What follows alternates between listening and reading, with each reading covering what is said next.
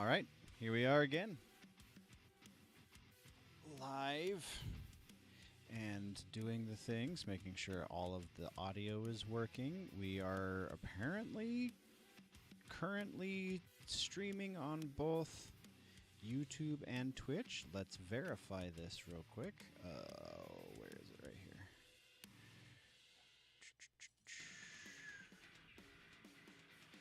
Is it working? Is it working? It is apparently working. That's pretty awesome. I couldn't get the Rumble stream to work for some reason, so we're only on the two platforms, but we're on the two platforms. So that is definitely something to write home about. It works. ATEM multi-stream is a bit of a godsend. Yeah, I'll have to figure out what's going on with Rumble. Might have to redo the RTMP every time you stream with Rumble, which is a little ridiculous. They have a beta test for static stream keys, but it apparently just doesn't work, because that was one of the issues we had a couple weeks ago when we were streaming through Rumble. Is the static key didn't work, and the studio situation. My dog is losing his mind, and it's kind of adorable. Yeah, he almost knocked down our Christmas tree. Yes, my Christmas tree is still up. Yes, it is. So we're doing a couple of different things this time. It's quiet, too quiet. Yeah, whatever. I have to get back into the proper window. There we go. We're gonna start off by talking about Batman, and then we are moving into regular news, and then I think we're going to end the news section with another kind of breakdown of a top 10 films of 2024. We did the top 100 or top 20 or whatever songs of 2024 a couple weeks ago. Well, we are going to be doing top 10 films, this time as according to Bounding Into Comics. So that'll be fun. But yeah, thank you for joining everyone who is, looks like chat is populating still. Very interesting that this is working just like I wanted it to. Not gonna lie, fully anticipated more technical difficulties this week, and really didn't run into them. So I guess that's a good thing, right? I guess I should have the vertical recording. All right, let us go to do the things.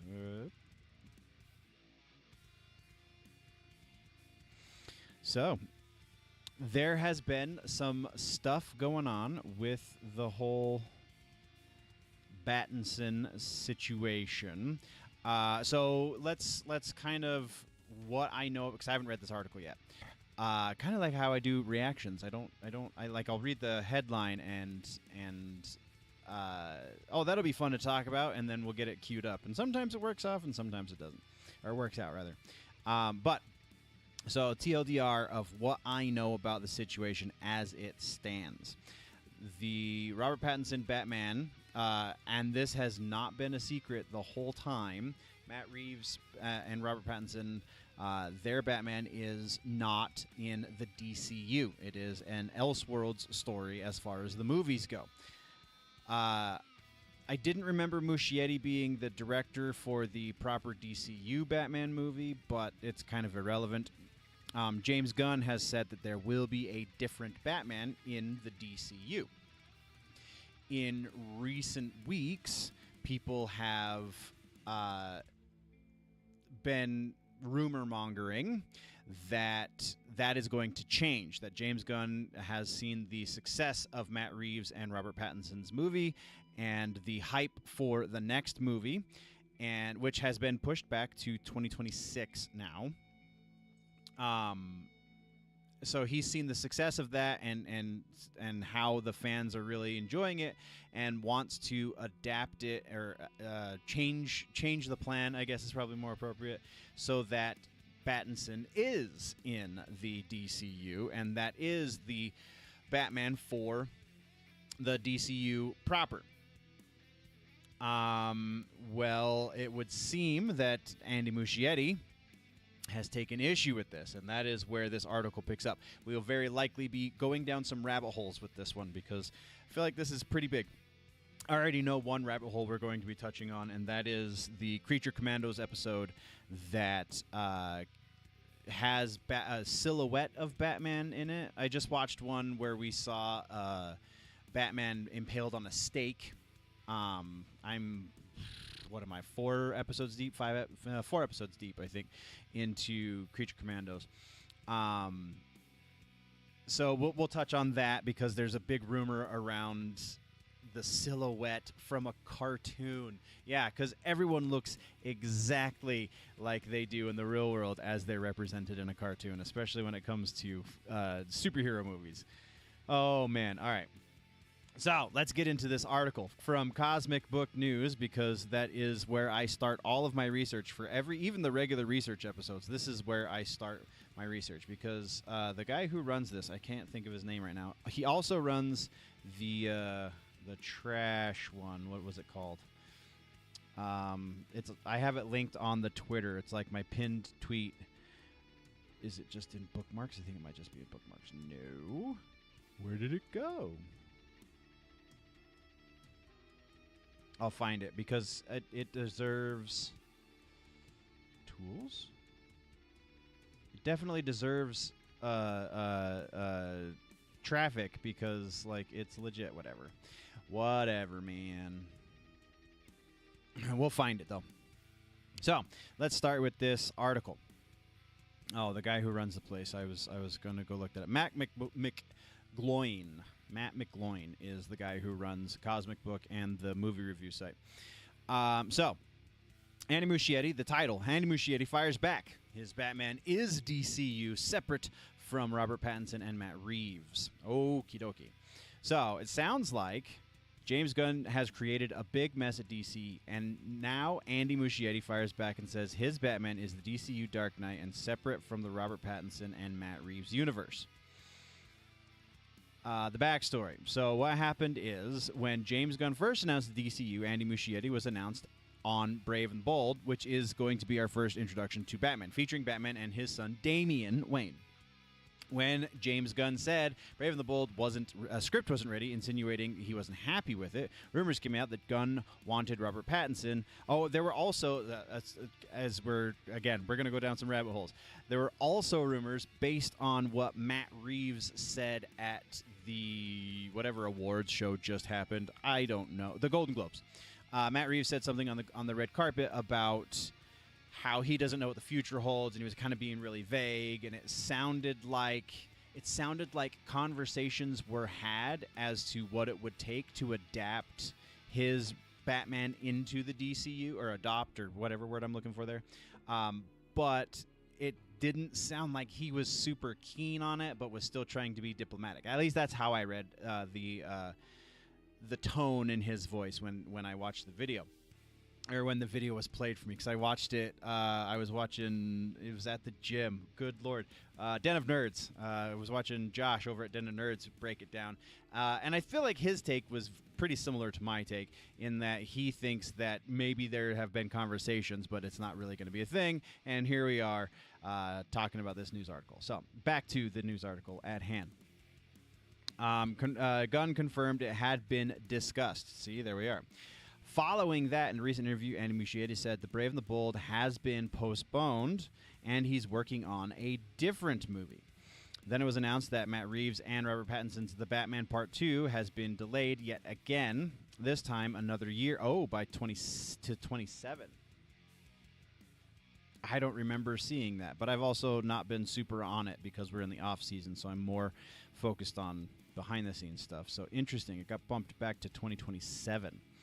Obviously, putting all the above together, it was then speculated the reason for the postponement and delay was possibly syncing Matt Reeves' Batman with Gunn's DCU and David Cornsweet's Superman. If that happens, it's assumed Brave and Bold won't happen, and Andy Muschietti won't be directing. Matt Reeves appeared at Golden Globes on Sunday and was asked about his Batman being part of the DCU. Reeves seemed against the idea, but open to it. Uh, yeah, I can see how that's the read. We can guess Reeves at least wants to wait until July to see if Gunn's Superman is a success.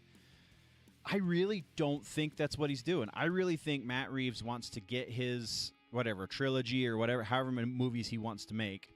He wants to get that series of movies made. And Robert Pattinson also, I mean, he's an actor. He lives in Hollywood. Like, sure, he's going to just say yes to money because we saw even Joaquin Phoenix will bend to the right dollar amount.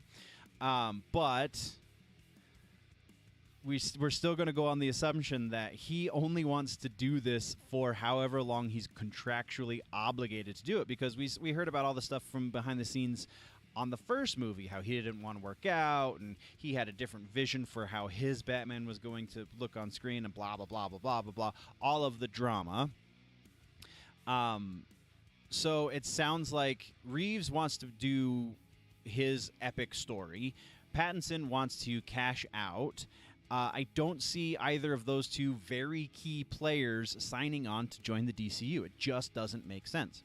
So the article continues. Matt Reeves' Batman, not part of the DCU, says Muschietti. Now, just yesterday, this article was written last week. So, just yesterday, being a week ago, Andy Muschietti did another interview where he said he's still involved with Brave and the Bold. Muschietti actually said the reason for Brave and the Bold being postponed is that it doesn't get released, so that it doesn't get released at the same time as Matt Reeves' Batman Part 2. Here's what Muschietti told Radio TU as translated by, I'm assuming, Cosmic Book. There is a Batman that, as everyone knows, will belong in the new DCU. Matt Reeves' Batman is pretty clearly not part of this new universe. However, Warner and DC are continuing with the second part of Reeves' Batman. The second part, as everyone knows, has also been delayed to 2027 or something like that. Brave and the Bold will take some time before it comes out. It would be absurd to release two Batman movies at the same time. What DC is doing is working on a plan so that the two movies don't overlap. As for my participation in the movie, for now, there are good intentions. There are intentions. They want me to do it. I want to do it. I want to make the movie. Interesting. All right, so I mean that touches on just about everything, but let me see if I can find. I'll do it off stream. I'm gonna see if I can find that image, because oh, come on, go faster. Let's get there faster, shall we? The image from Creature Commandos. We'll just Google it, I guess. Oh, shush. I can spell. That shows the silhouette of Batman. Batman in Creature Commandos. There we go. All right. So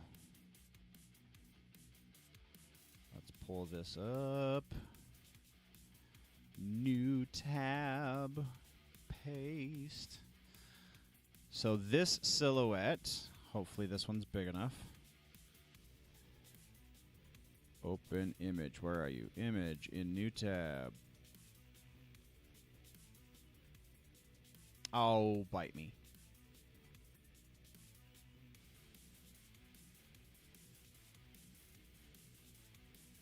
There we go. That's a big one. So this image of Batman as seen... Oops, that's not what I wanted either. Go away.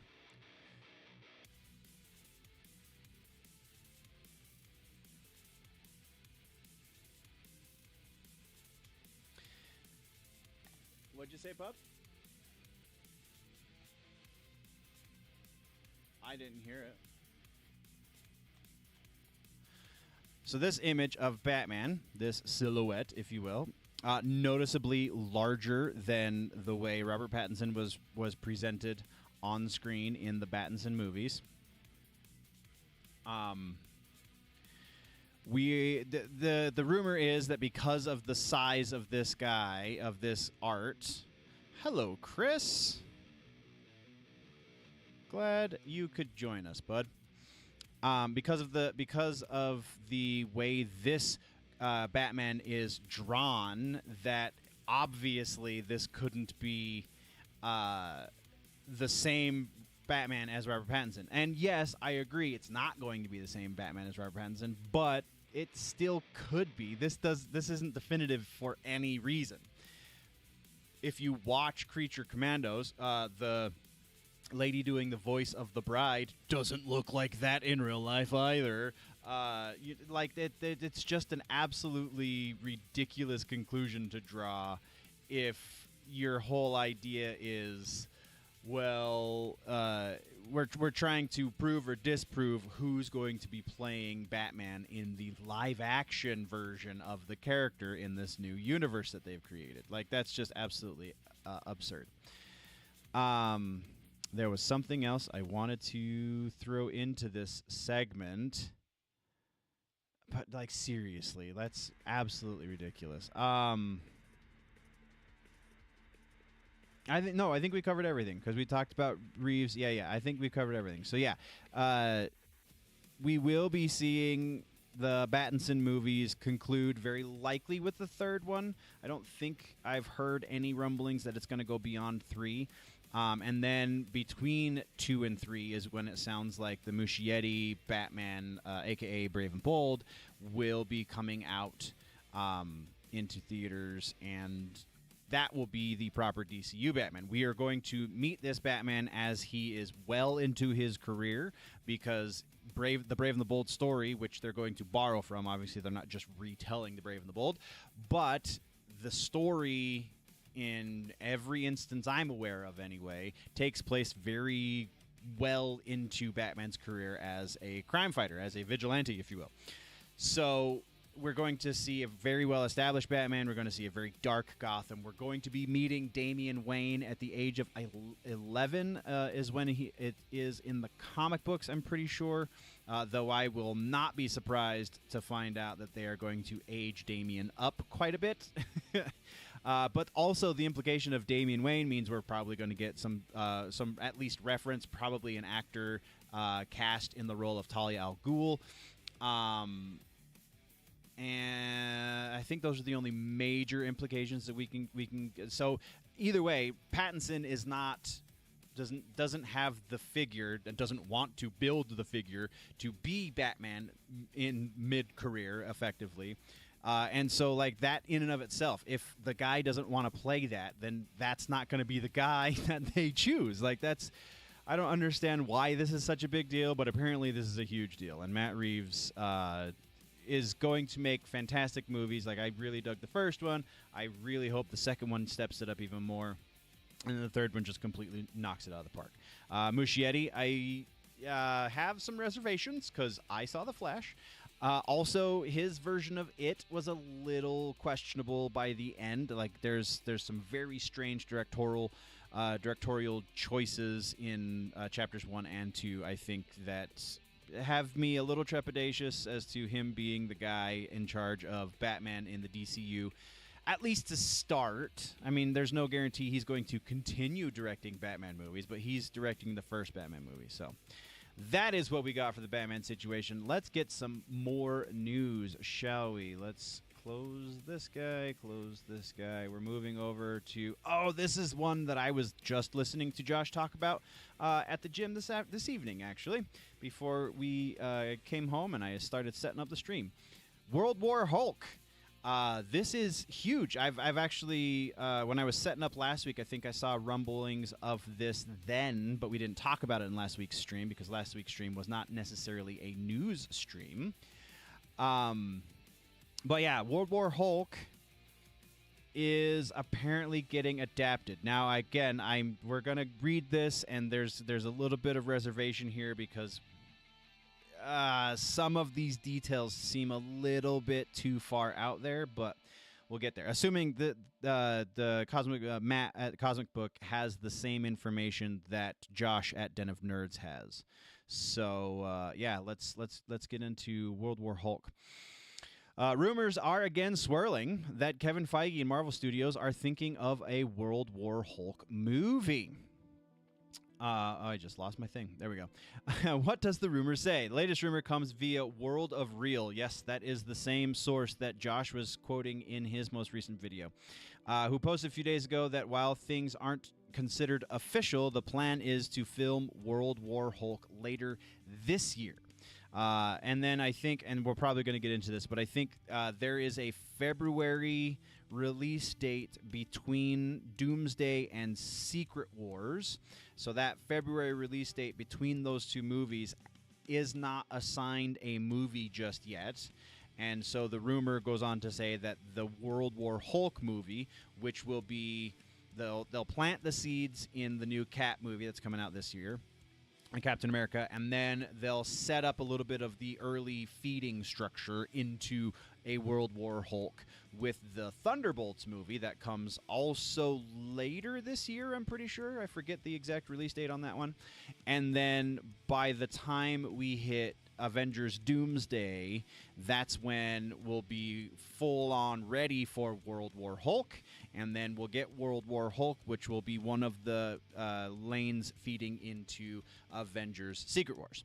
So all very comic booky and interwoven, and if true, really, really cool. But let's continue with the article, shall we? It is claimed Mark Ruffalo will be back, and that Captain America Brave New World will set up World War Hulk. See, there we go, in the MCU. It's further said that Thunderbolts will connect. See, I could have just continued reading. Thunderbolts will connect things leading to the MCU's first solo Hulk movie. It's actually not confirmed that Ruffalo or the Hulk appears in either Captain America or Thunderbolts, so it's unclear how those flicks will be connecting the Hulk. But, of course, Harrison Ford is playing Red Hulk, but Ford isn't committed for Thunderbolts or any additional MCU appearances. Presumably, they're going to be killing Thaddeus Ross. Site also says, the site being World of Real, also says that Feige has reached out to numerous directors to helm World War Hulk, including George Miller, who actually has interest in reteaming with Chris Hemsworth on Thor 5. It was Chris Hemsworth who got the meeting. Yeah, this paragraph continues on and says, the site claims that Hemsworth set up the meeting between Miller and Feige, as Hemsworth worked with Miller recently on Furiosa. World War Hulk rumors. Rumor from last year said that World War Hulk, that is such a tongue twister, film would unite several street heroes against a Hulk-level threat and protect, and the project could appear before Avengers Secret Wars.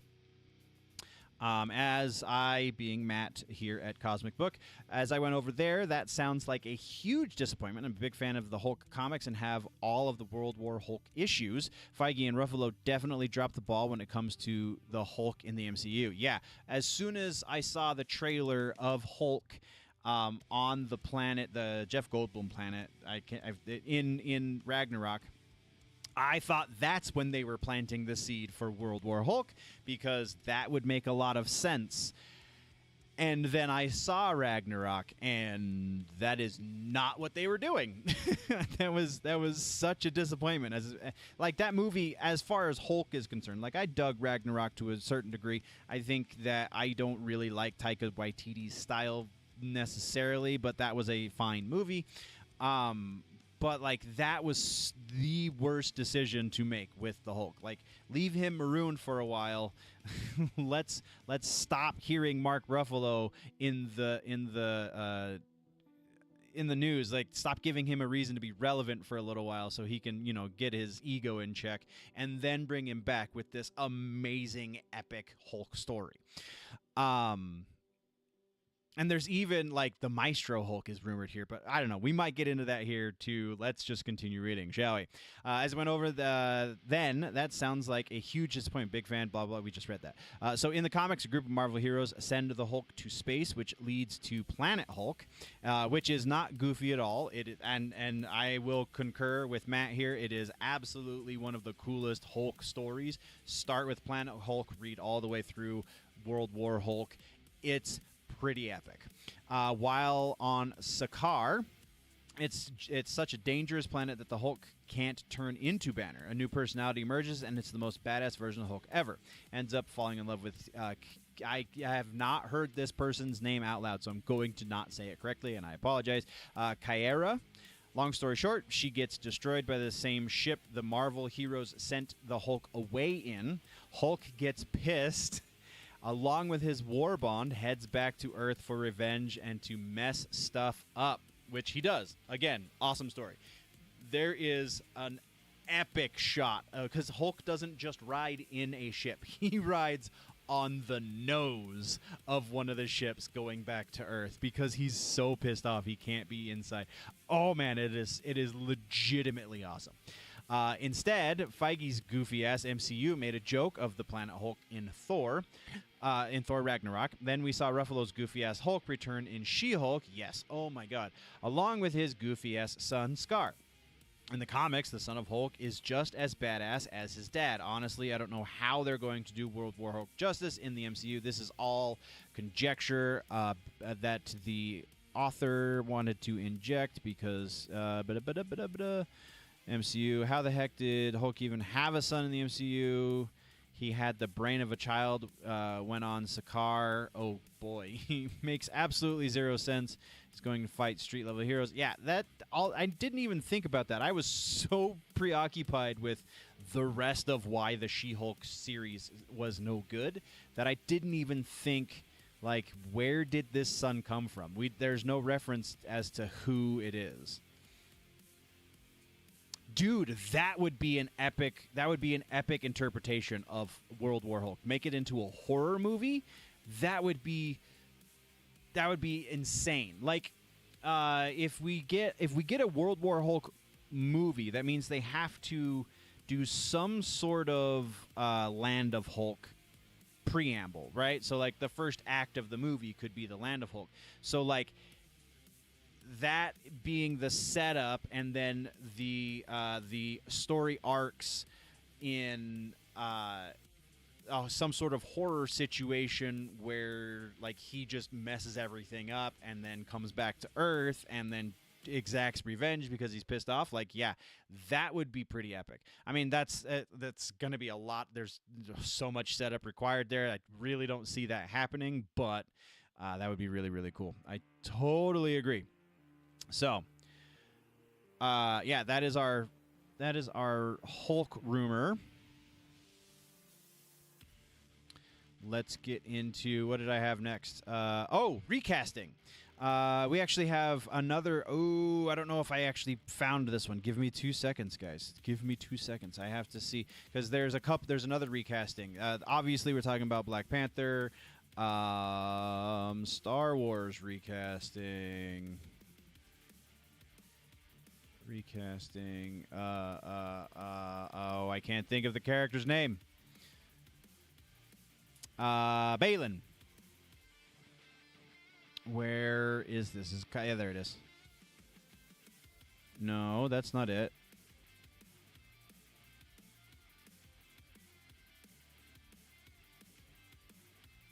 Whatever, that's enough information. We can at least have the conversation. Let's read this article, and then we'll get into the Balin recasting. So, Black Panther, rumor is we're getting a recast Black Panther. It is claimed that Marvel is finally going to be recasting Black Panther for Avengers Doomsday, Avengers Secret Wars, and Black Panther 3, which is confirmed to be in development. I believe we talked about that in a previous live stream. We at least mentioned it. I could be wrong, though. Rumor comes via Jeff Snyder, who says Marvel is looking to recast its Black Panther hero T'Challa ahead of the 2 Avengers movies and Ryan Coogler's Black Panther 3. So presumably they're going to be pulling a T'Challa from a different universe. What happened with Black Panther? Chadwick Boseman debuted Black Panther. We all know he had cancer and he died. Very sad. Really sucks. I really, really dug him in that role. He was fantastic. So it sucks. Marvel went ahead with Black Panther Wakanda Forever and Letitia Wright as Shuri as the new Black Panther. The film failed to impress and made well under $1 billion, which is a weird benchmark that we must hit now in order to consider a superhero movie a success, but here we are.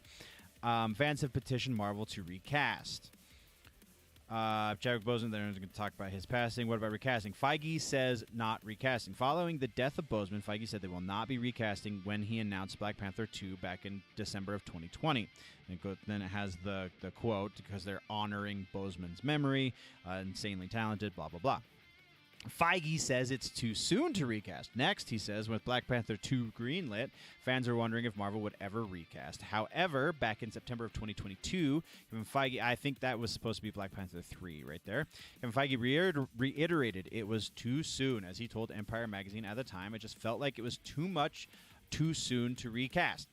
Stan Lee always said that Marvel represents the world outside your window, and we had talked about how, as extraordinary and fantastical as our characters and stories are, there's a relatable and human element to everything we do. The world is processing the loss of Chad. And Ryan poured that into the story. The conversations were entirely about, yes, what do we do next, and how could the legacy of Chadwick and what he had done to help Wakanda and the Black Panther become these incredible, aspirational, iconic ideas continue.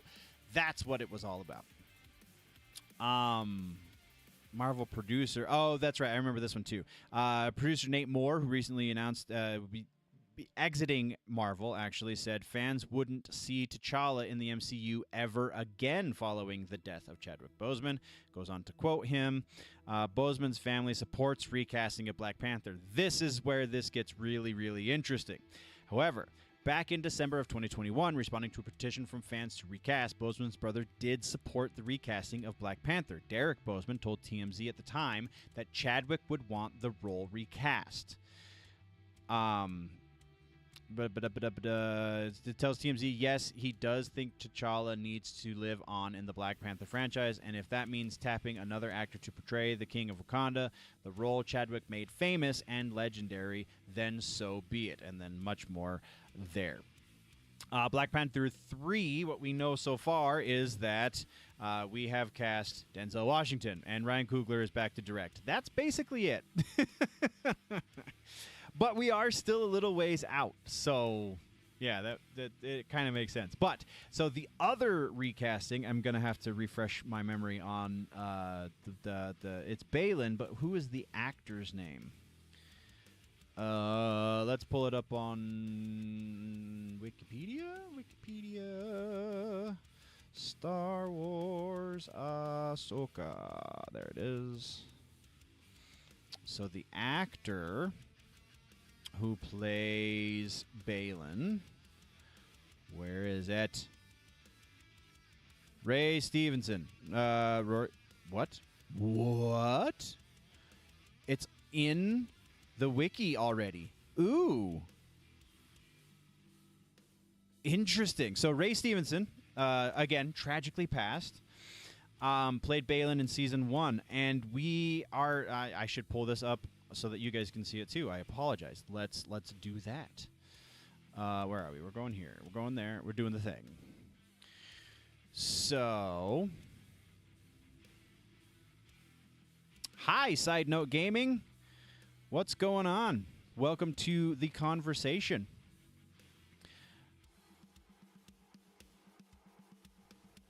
So, we are looking at an interesting recasting now. I didn't realize this was to the point where it was confirmed, but here we are.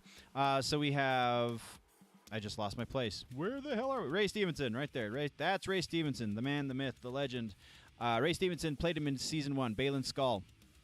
Apparently, Rory McCann is going to be playing him in Season 2. Now, that name might not sound familiar because you know him much more readily as the Hound from Game of Thrones. He played Sandor Clegane, and was one of the best reasons, one of the only reasons to watch the last 2 seasons, but one of the best reasons to watch the entire series because his character arc is so compelling. It was one of the only things I feel like they really, really did well throughout the entire life of that series. He's also a pretty damn good actor, so super stoked for this. Let's see if I can find it. There is a someone made a comparison shot. Let's see if I can find it of the two of them together.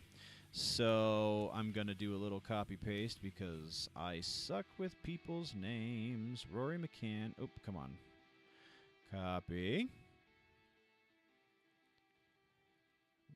Ahsoka.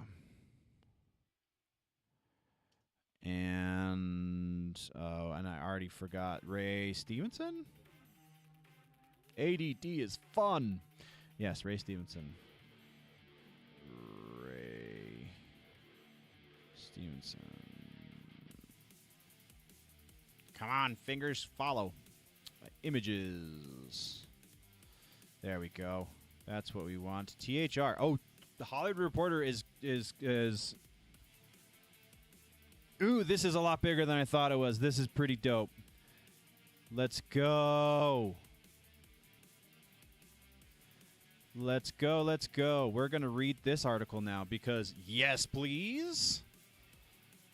Game of Thrones actor Rory McCann replacing late Ray Stevenson for Ahsoka Season 2. There is a picture somewhere. Come on, render the damn picture. Oh, good Lord. Really? Do I really have to do this? Let's do it. All right, that's fine.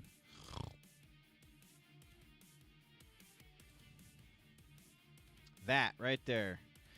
This is a really, really cool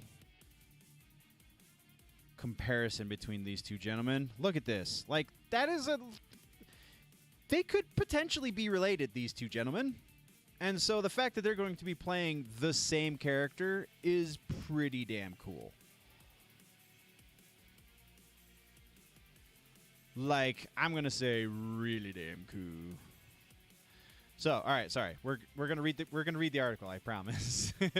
Scottish actor Rory McCann, best known for playing burly brute the Hound on HBO's Game of Thrones, will replace late actor Ray Stevenson for a second season of Star Wars show Ahsoka. This is from 5 days ago. Wow, I'm really out of the loop right now.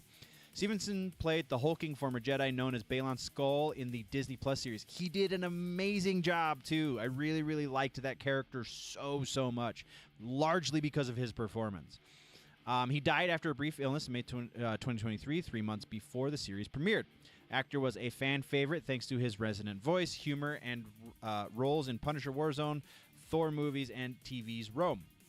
Ahsoka stars Rosario Dawson, blah, blah, blah. It's unclear when the new season is to begin shooting or who will be directing. Dave Filoni was the showrunner of Season 1 and is returning in the same capacity for Season 2. McCann was recently on the big screen in Gladiator 2. His other credits include Edgar Wright's Hot Fuzz, Return of Xander Cage. Good Lord, fluff at the end of articles these days is mind-numbing. So that is super, super awesome. I am totally here for this.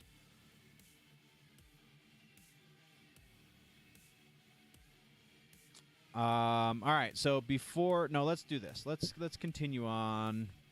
We have a little bit of Warhammer update. Warhammer 40K series with I hate the formatting that they have. Series with Henry Cavill officially enters development at Amazon. We've talked about this a number of times on the channel proper as well.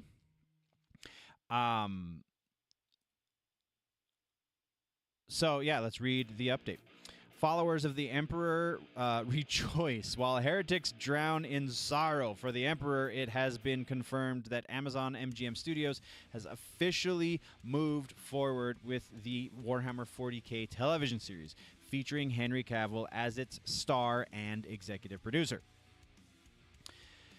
Marks a major step in the creation of a cinematic universe based on the Games Workshop's legendary tabletop game. Cavill, a lifelong fan of the franchise, is set to bring the sprawling universe to life, combining his passion for the lore and with his acting and production expertise. But there are some worries. Fans such as myself, being the author of this article, who is listed somewhere, surely. Jorge Arenas. Where did I leave off?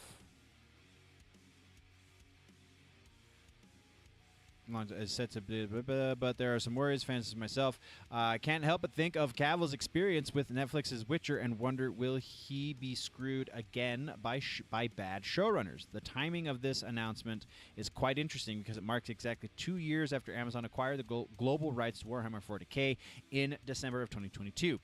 When was this article written? December 10th. This is a month old? Wow, seriously? This is what happens when we're in the off season. I just don't read the news very much. According to Deadline, Mini Writers' Room was convened to establish a creative vision for the universe based on the material developed. Amazon opted to proceed with a TV series as the franchise's inaugural project. While no showrunner has been officially named, negotiations are reportedly underway. According to Games Workshop's July financial report, Amazon and the company have until December, the end of last month, to agree on creative guidelines for the films and television series to be developed by Amazon to secure the rights for the future installments. And with this announcement, it seems that those involved made it just in time for Cap. Oh, I see. The deadline that they had was December, so in December they made the announcement. So they made it. They hit the deadline. There we go. For Cavill, the project is a dream come true. Yeah, all right. The rest of us, I feel like, is just going to be fluff. So that's pretty awesome. I think we're on to this big list. And then I want to, we're going to talk a little bit about stuff that just happened because we're in the off season. Everything kind of gets mashed into one show. So we have some That Just Happened stuff to talk about. Specifically, we're going to be talking about movies that I have watched over the course of the last 2 weeks because there's some stuff to talk about. I guess more like 3 weeks because we didn't talk about Nosferatu either. So we're going to get to that. Nosferatu, the Substance, and Quiet Place Day One, very specifically. All right, so before we get to that, though, let's do this whole thing with the top. What is it? The top 10 movies according to Bounding Into Comics, top 10 movies of 2024. So it's that time of year again. Blah blah blah blah blah. First up is Remember Me. I did not see that movie. How did I not see that movie? Character-driven film, dramatization, thriller. If you're unfamiliar with those few of those movies, I suggest you check them out. Okay, so Remember Me is one to check out, I guess. Boy Kills World, I did not see that one, but I'm going to because that looks like so much fun. Bill Skarsgård just kind of had a great 2024, I think. Unsung Hero, I've not even heard of that movie. I thought we were going to be able to talk a lot, but no. Sing Sing, A24, so of course that's going to be good. Sweet Dream, really? A Johnny Knoxville movie made it into the best of 2024? I really, now we're to the point where I'm questioning. Oh, these are honorable mentions. Okay. These are honorable mentions. Fair enough. All right, so Your Monster. Nope, starting off in the same place we started off before. I have not seen this movie. Starting off the past year with number 10 film, Your Monster. Actress Melissa Barrera is a Hollywood puzzle piece that no one seems to be able to solve. Remove Barrera from a major studio-backed film, and you find that she has put out a very solid filmography over the last couple of years. Your Monster is a story about a young stage actress named Laura Franco. After receiving an emotionally crippling cancer diagnosis, Laura is dumped by her playwright boyfriend, Jacob. Laura is emotionally devastated and proceeds to spend the next few weeks crying in her apartment while distancing herself from the world.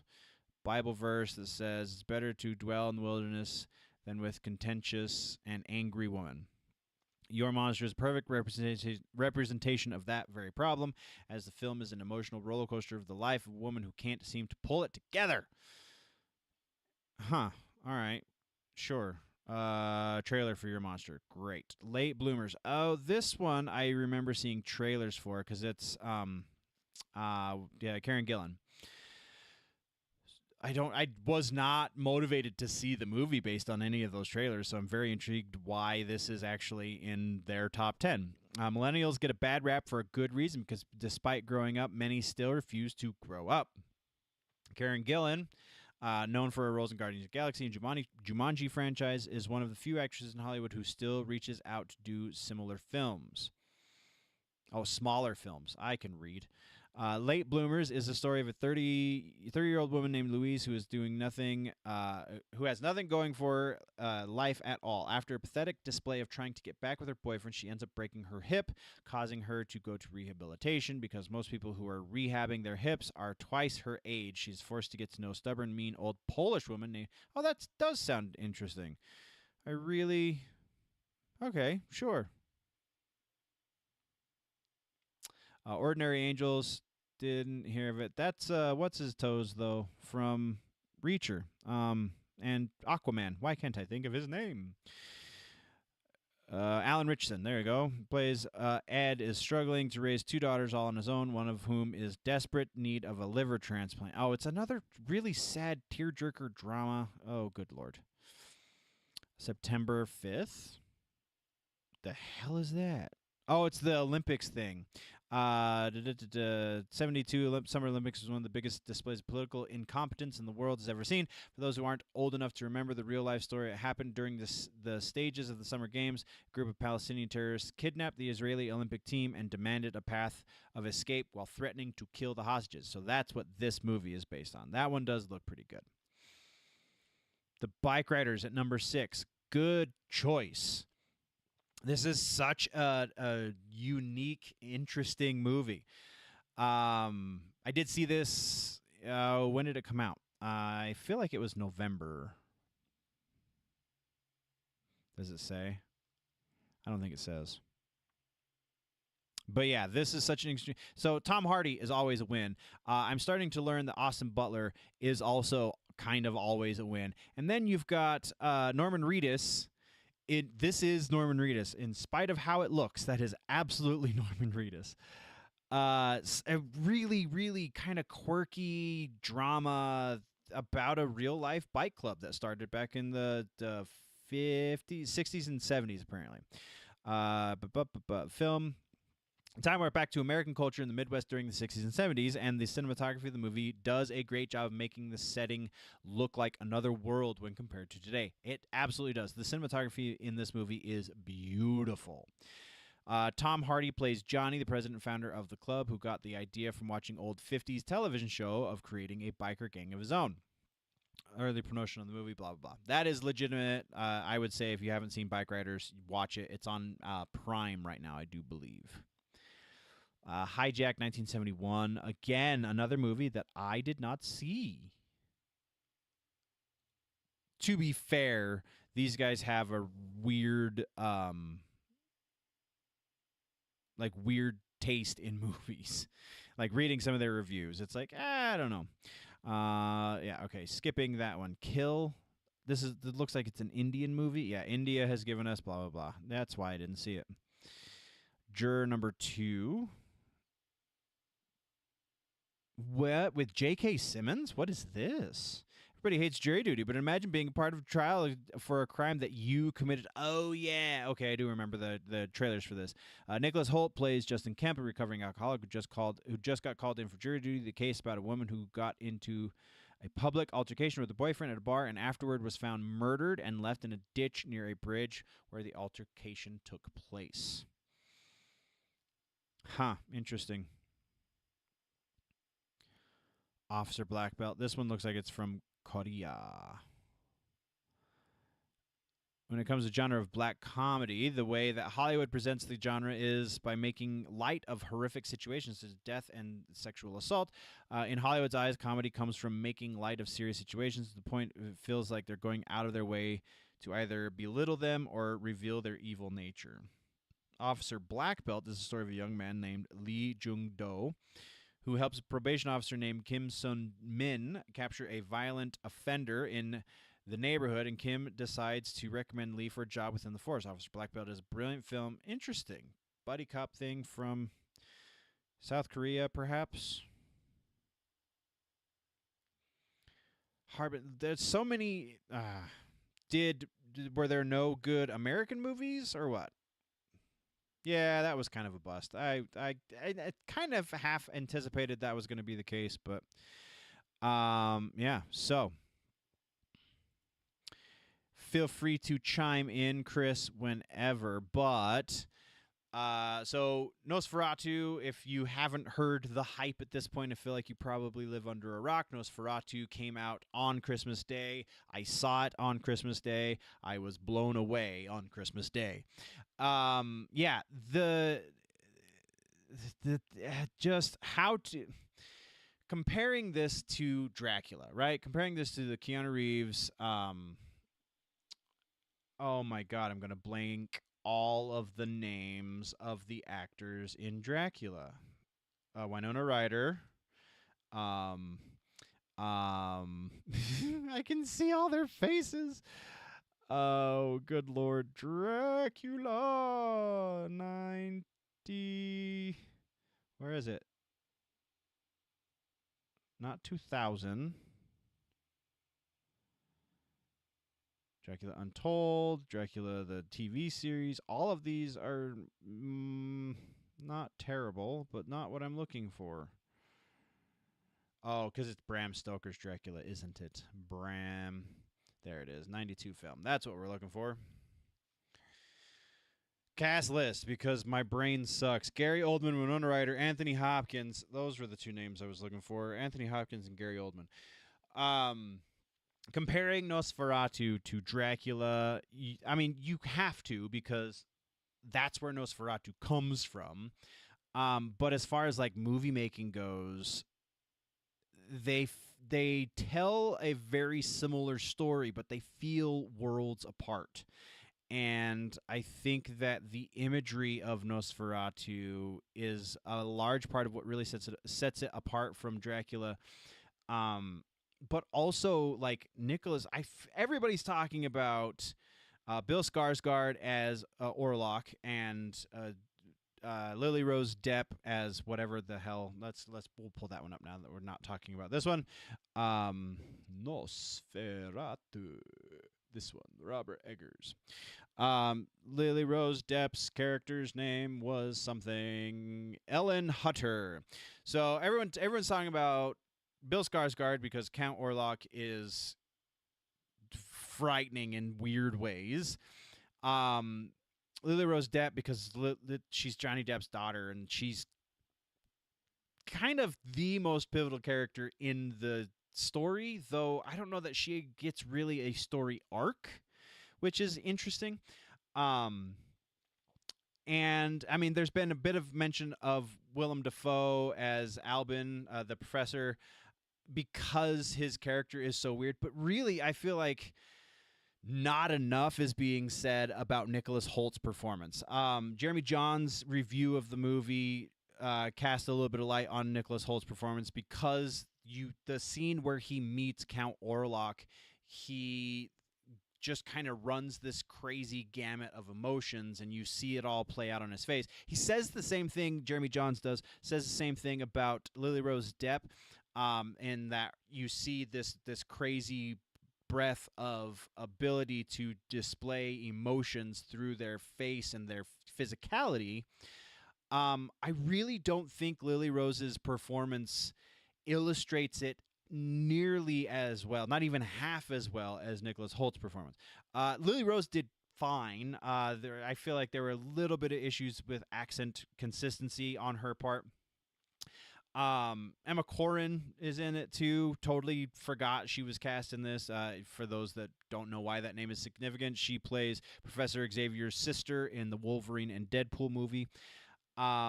Also totally forgot that Aaron Taylor Johnson was in this, because apparently Aaron Taylor Johnson is in everything right now. So there's that. He also does an impressive job, but just gets totally overshadowed by the bigger names. Like, I mean, Aaron Taylor Johnson's a pretty big damn name, but gets totally overshadowed by Bill Skarsgård and Nicholas Hoult.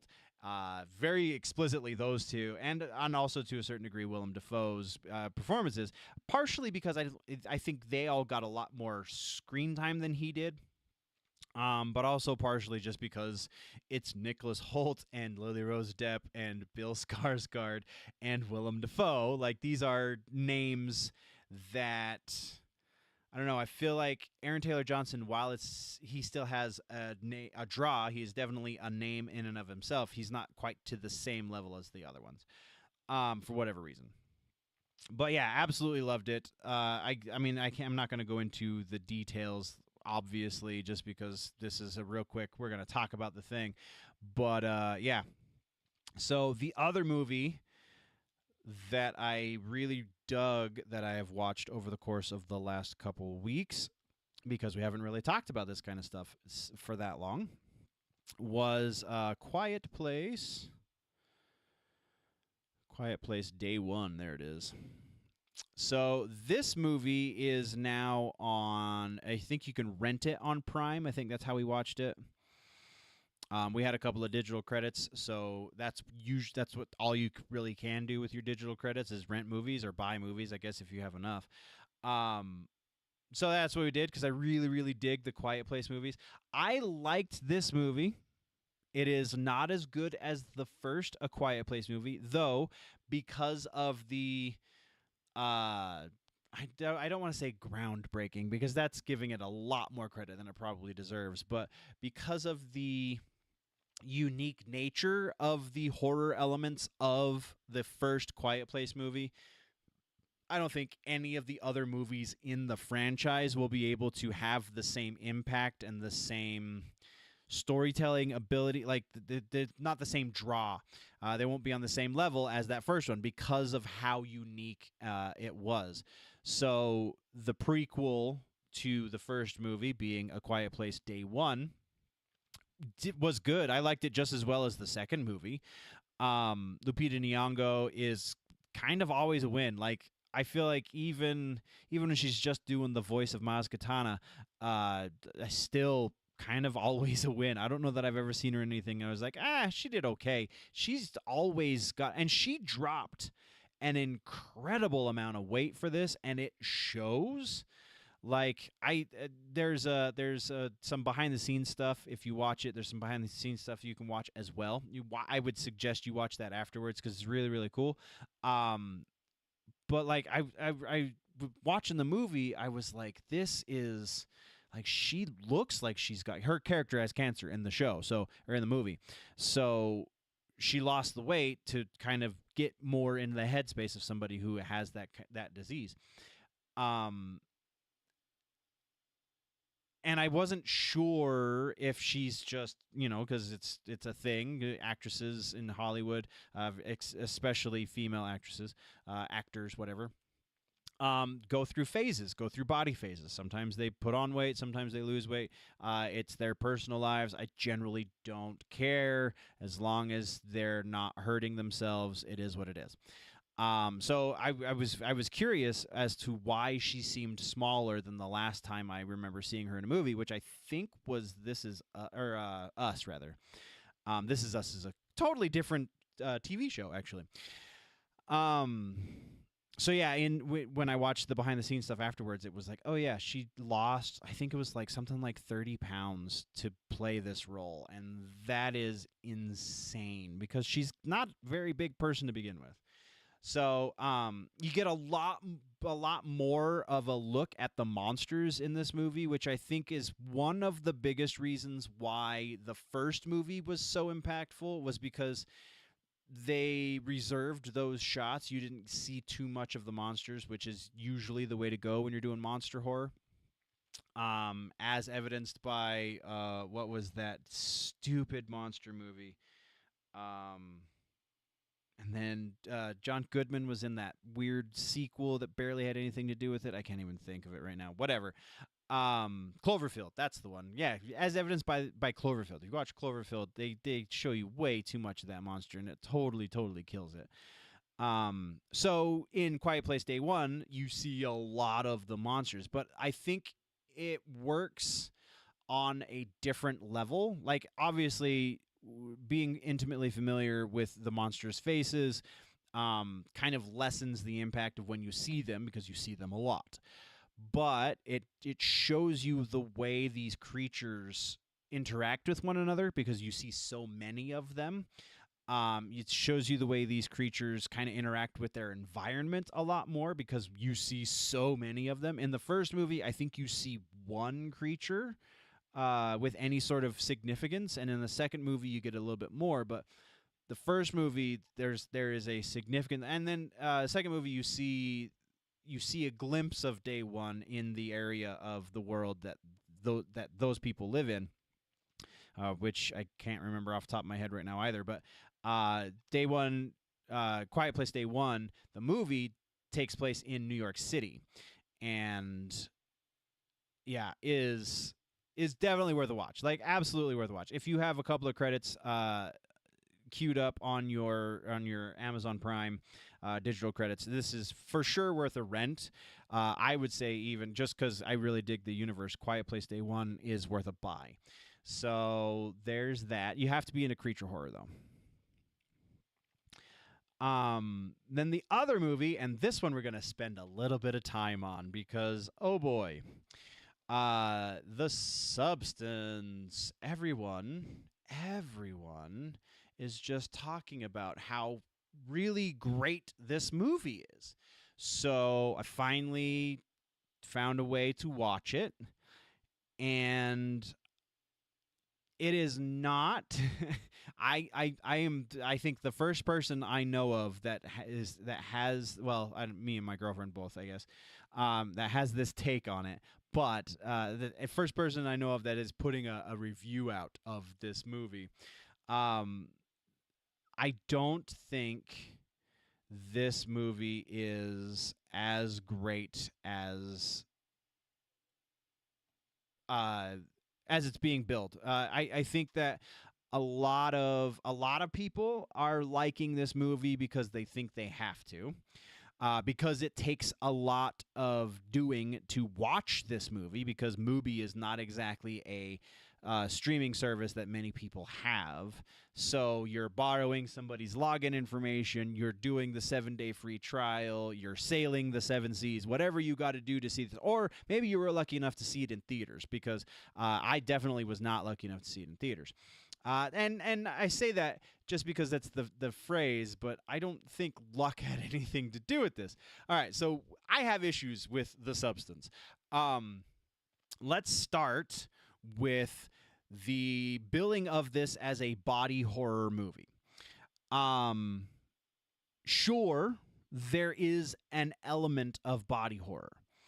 And also, sure, and not to give away too much, as you get deeper into the movie, especially into the last act, the climax of the last act, you get a decent dose of the body horror there.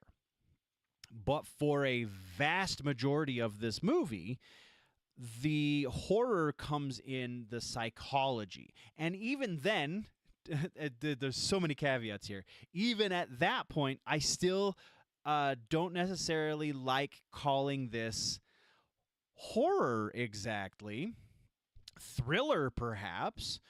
Body thriller. I don't know. That doesn't roll off the tongue quite the same. But the reason I say that is because you have the horror elements in the beginning of the movie, because it jumps right into it. Like if you're expecting this to be a bit of a slow burn in any way, then you're not coming into the right movie. This jumps into the action very, very quickly. We establish who the character of Elizabeth Sparkle is. That's Demi Moore's character. We establish her as something of a washed up a Hollywood presence, and I think it's also misleading to try and draw some sort of weird parallel between what's going on here and what actually happens in Hollywood, because like the scenario they create for her, she's a washed up fitness guru who somehow also got a star on the Hollywood Walk of Fame. And like, so maybe I guess, no, I take that back. That does establish that she was an actor in her youth. And then as she got older, she got into this fitness thing. But then it kind of does this weird switch on you, because when she becomes the younger version, that's, I feel like I'm not really spoiling anything at this point, because that's kind of the premise of this movie. is you're chasing youth, and this substance literally helps you become younger. So when she becomes the younger version of herself, she doesn't go for acting, she goes for more exercise. She's a fitness guru as her younger self again. I forget what she calls herself when she becomes young, but it jumps right into it. So you get the establishment, and then you get the horror turn within like the first 5 minutes or so, 8 minutes even. So you're like, oh, cool. We're jumping into this. We're going to get a lot of the horror elements of this. A lot of the body horror, because that's, again, it's a body horror movie. It's a crazy body horror movie. I had somebody at work tell me they weren't ready to see what happened in this movie. And it's like, I don't know if we watched the same movie. But again, within the first 8 minutes or so, you have this expectation. Oh, we jumped right into the body horror. Let's see where this goes. Like, it definitely hooks you super, super well. You have the character of the agent played by Dennis Quaid. He does and that is my next issue, but we'll get there. He does an interesting job. But so as she becomes younger, she's just doing the fitness stuff. And really, how famous do fitness influencers, even in today's society where influencers are kind of everything, like how famous are they in terms of Hollywood? Like, it's a weird expectation for your suspension of disbelief. So Margaret Qualley is the younger version of Demi Moore's character. And then let's talk about the Dennis Quaid situation. So, and because it factors with the three of them, we have Dennis Quaid being an absolute caricature of every horrible, negative stereotype that you can think of when it comes to male Hollywood straight white producer. Like, that is what Dennis Quaid is doing 100%, and he does it well, and it's over the top. He is being so animated and just insane, and like the camera choice, or the shot choices that the director makes, Coralie Fargit, the lens choices that she makes, like a lot of the first parts of this movie are shot stupid wide, like 8 millimeters wide, like fisheye wide, and it kind of adds to that caricature element of Dennis Quaid's character. It also makes you think that they're trying to do that as some sort of statement, that this whole movie is supposed to be over the top. But then you get Demi Moore's performance, and I don't know if she can be a caricature in the same way that Dennis Quaid can really just do whatever the hell Dennis Quaid wants, because he's a fantastic actor. Demi Moore is in a completely different movie than I think 70 to 80% of the rest of this cast are in. And really, the cast largely is just these three people. I'm talking more about the peripheral people, characters as well, but largely it's just these three characters that we're really dealing with. And then Margaret Qualley, her performance is, I think, still playing into, because obviously Dennis Quaid is there for comic relief. Like, he's there to be ridiculous and like, oh my God, what is this guy saying? What is this guy doing? How the hell? He's so disgusting. Like, it's dark comic, but it's still, I think, to a certain level, comic relief. Margaret Qualley, I think she wants to be in the same movie that Dennis Quaid is in. So she's also playing for a kind of sort of comic level performance in this horror movie. But I don't know if it's inexperience, if it's bad directing. I don't know exactly where it is, but it doesn't quite follow through. Maybe if Demi Moore had gotten the notice that this is, at least to some degree, a comedy, dark horror comedy, body, whatever, and even looking at the picture on my screen right now, none of this says comedy. Like, it's just it just wasn't what it was billed as. There is the interplay between the old version of Demi Moore's character, Elizabeth Sparkle, old version of the character, young version of the character. There's that interplay. There's the psychology involved with trying to chase youth forever and this whole culture. Like, yeah, I see that. I feel like a lot of the points that the director is trying to make fall a little flat, but I see what she's trying for, and it's very obvious that she's trying to make something deep, even if she's not really succeeding very well. Like, it's the context is there. But by the end of the movie, when you actually do get body horror elements on a level that you were expecting 30, 40 minutes previous, you don't care anymore, because like this there's a lot of this movie was just kind of an excuse to ogle uh uh Margaret Qualley and all of the people around, all of the like other dancers around her. Like, it's the weird how what the male gaze, the weird argument against the male gaze, and how that conflicts with a modern interpretation of female empowerment. Um, because I did not see anything empowering about 90% of the male gazy things that Margaret Qualley was doing. Um, some of the stuff didn't feel as male gazy, and I really hate using that as a term, but here we are. Um, Even though like it involved naked bodies, it I didn't feel as male gazy because it felt intentional. It felt like this is how the story needed to be told in those very specific moments, and there are very few of them. The rest of it is just like it's psychological, and I don't know. I am just didn't I didn't like it. I understood what was going on. So anyone who comments on this afterwards that just says you just didn't understand it. No, I fully understood what they were trying for. I fully understood what they build this movie as, and those two things are not compatible. They're not the same. So, like, it was entertaining. I'm not saying I hated it. I'm just saying I didn't really enjoy it. It was not a horror. You want to see really, really good body horror. You want to see insane, like, going to haunt your dreams for the next 3 months style body horror. Go watch Color Out of Space with Nicolas Cage. That movie will mess your brain up.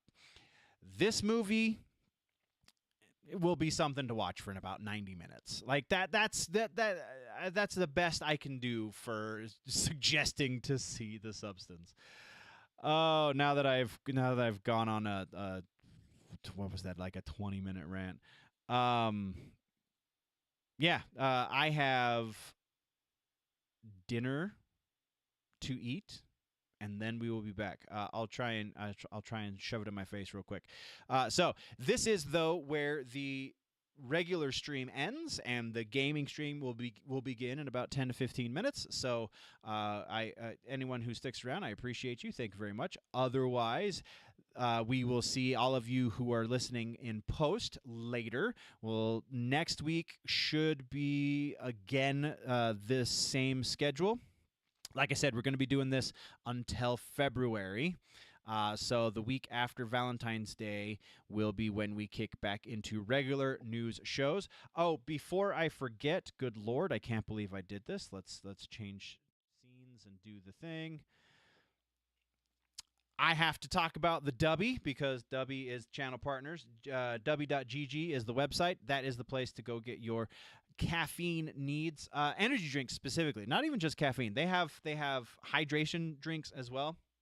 Mix the two. It's actually pretty yummy. I have honestly been more recently mixing my energy drinks with my protein shakes when I go to the gym. Put a little bit of energy powder. We have some water soluble, like sugar drink style protein powder.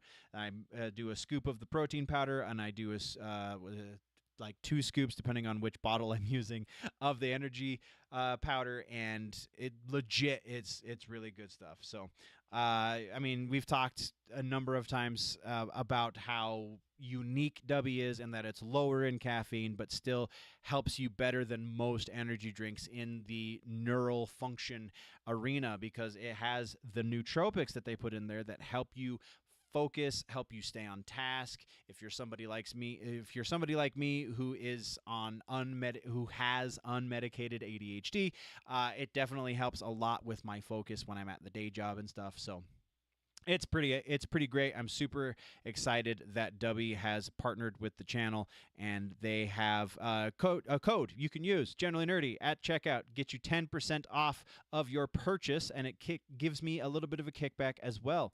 So don't forget to go check out dubby.gg, get your energy drink needs, use code Generally Nerdy at checkout, and help out the channel that way.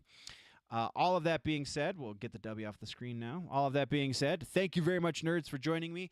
Once again, we will be returning in a few minutes with the gaming portion of the stream. And until then, thank you. We'll see you in the next one. Before we go, always remember that if it's generally nerdy, it's probably here.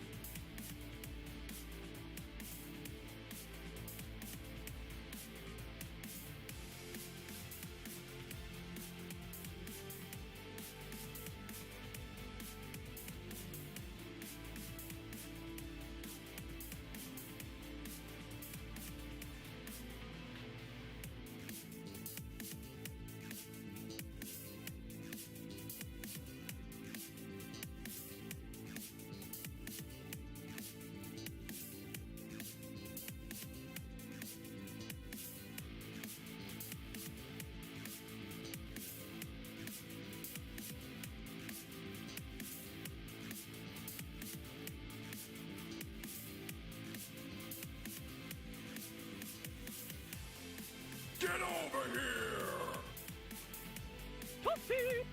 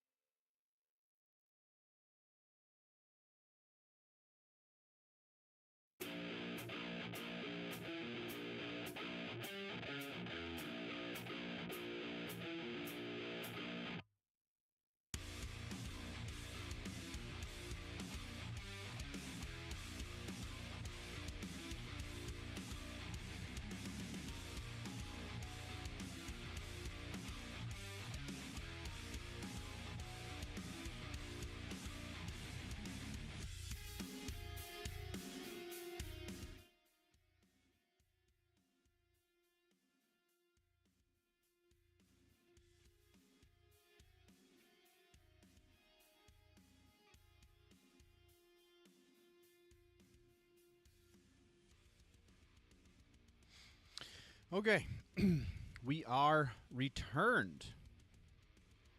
Had me some yummy food, and now we get to play some games. Oh, I was gonna. Well, yeah, we'll still do that. We will do. Let's this one. We're gonna start with Halo, like we did last week, and then we're gonna play a little bit of Marvel Rivals again, like we did last week.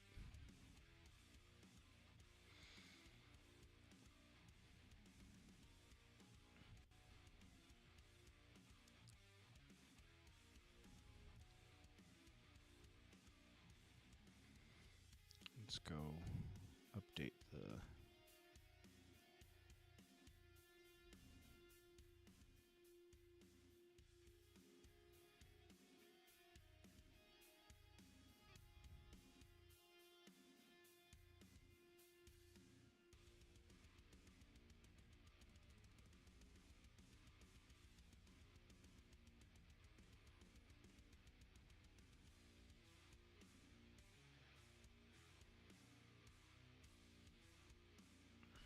Update the Twitch. What is going on? Alright, let's.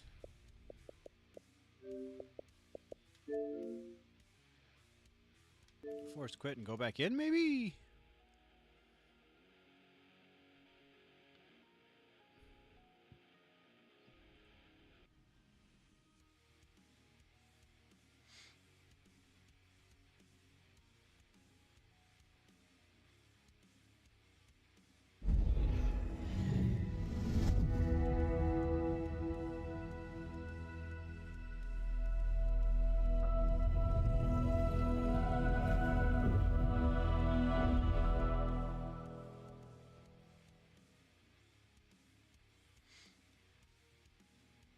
All right.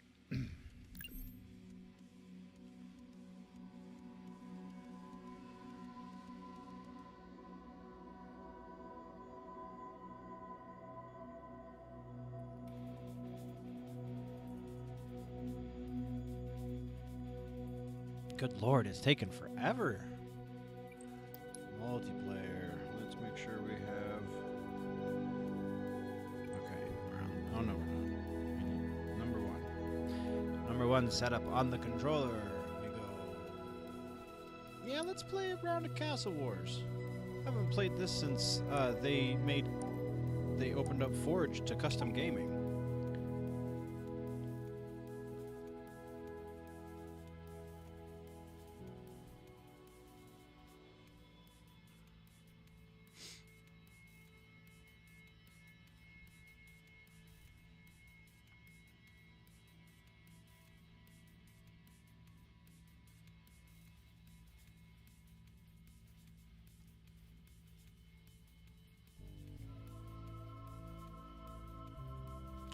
Let's go, let's go.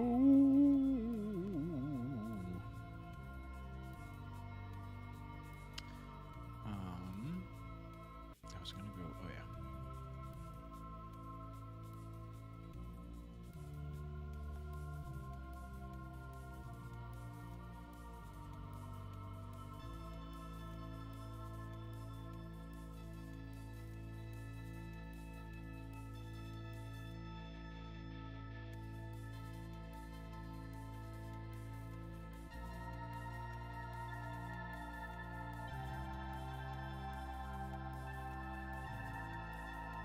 Cool.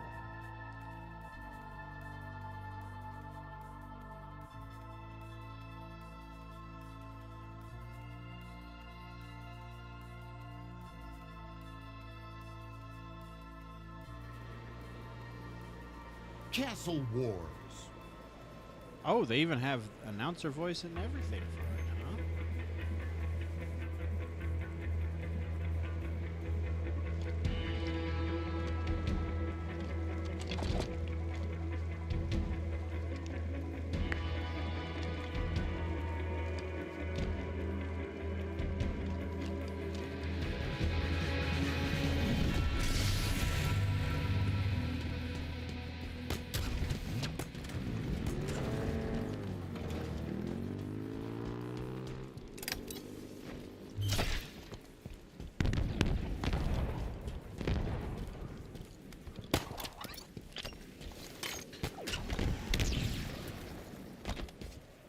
Our team took the enemy flag.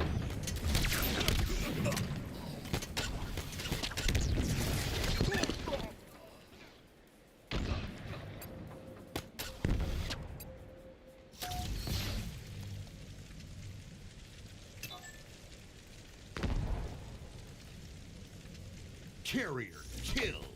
Oh, Flag no. dropped. They've taken our flag. Enemy carrier revealed. After them.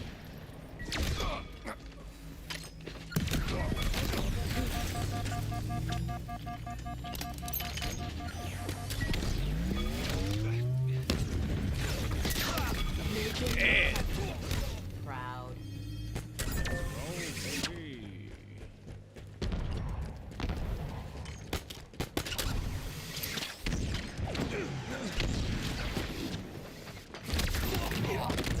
Aw.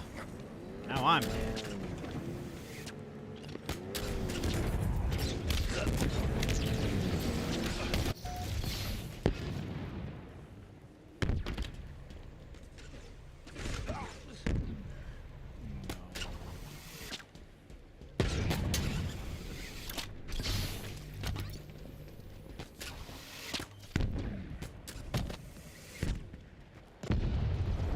Power equipment incoming.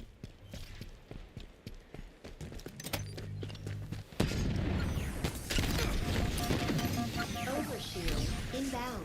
Power equipment has arrived.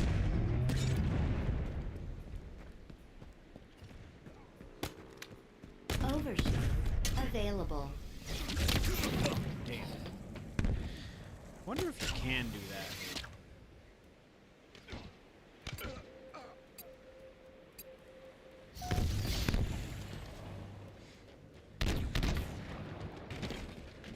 They have our flag. The enemy carrier has revealed themselves.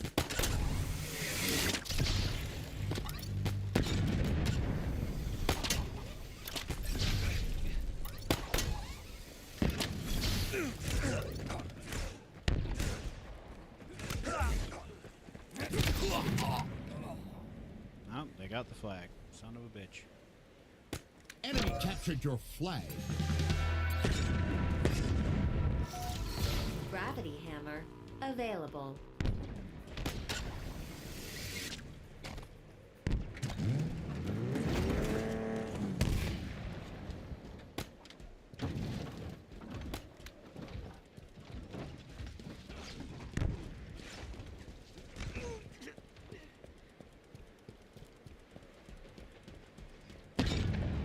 An ally took their flag. Carrier killed.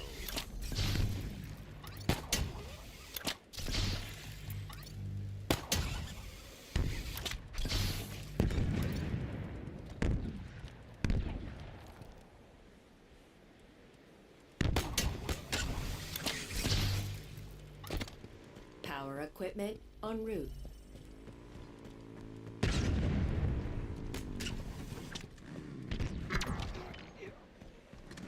Overshield inbound. Power equipment available.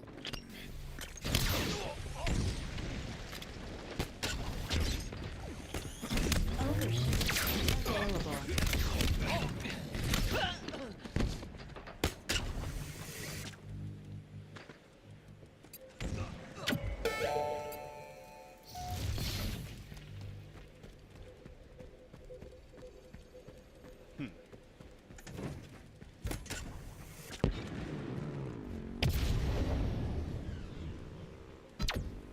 Carrier killed.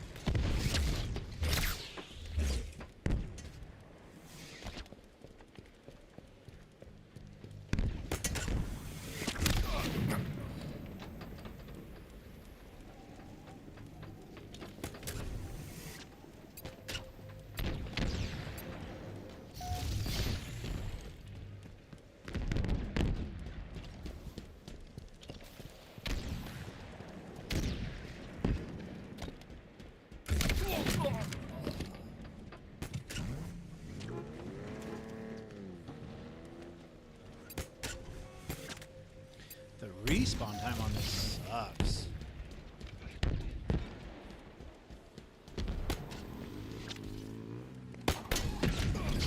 Our team took the enemy flag. Power items have spawned.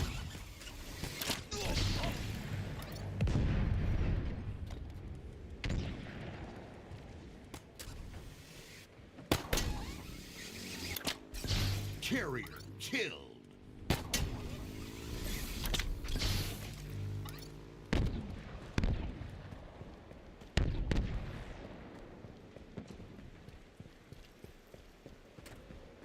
Translocator incoming.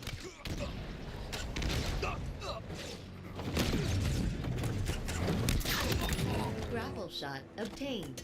Quantum translocator available. Damn. Let's go, let's go. Let's go.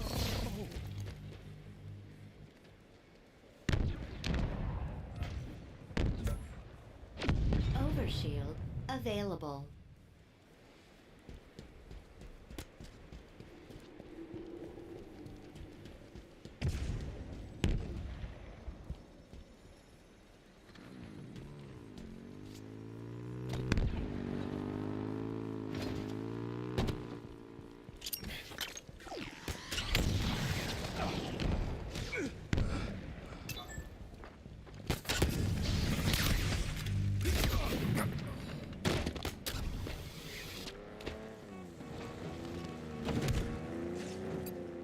No. Damn it. No. Alright. Let's try this again. We're over here.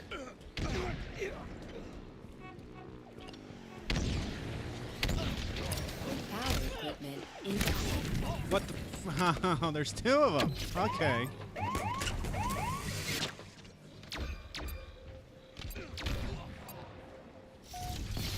Carrier kill. Yeah.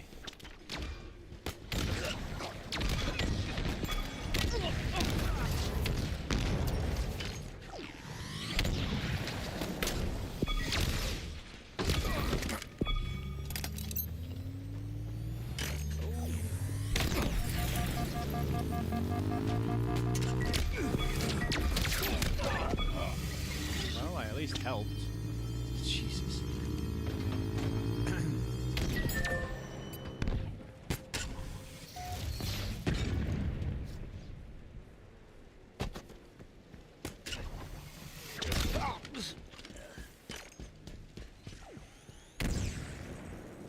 Gravity hammer inbound.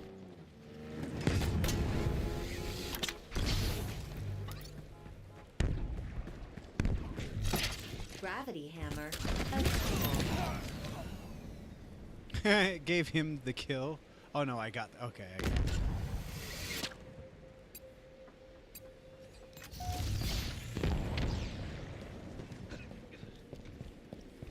They've taken our flag. Enemy carrier revealed. After them.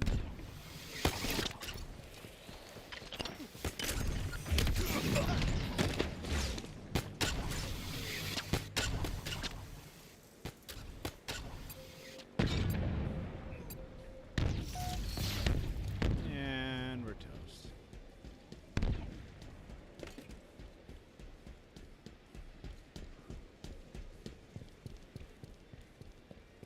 Enemy captured your Power flag. equipment en route. Enemy captured your flag.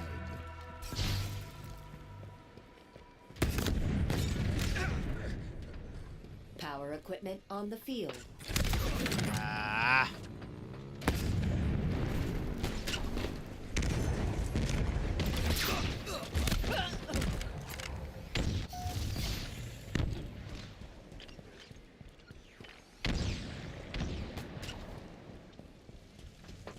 They have our flag. Carrier kill. Flag drop.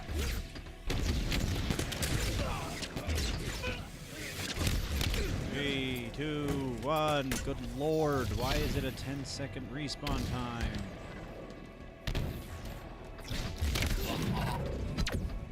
Carrier kill. Flag drop.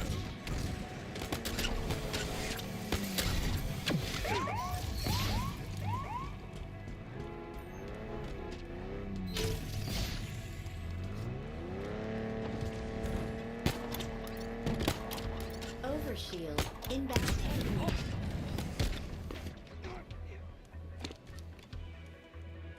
Carrier kill. Flag dropped. Enemy captured your flag. There it is.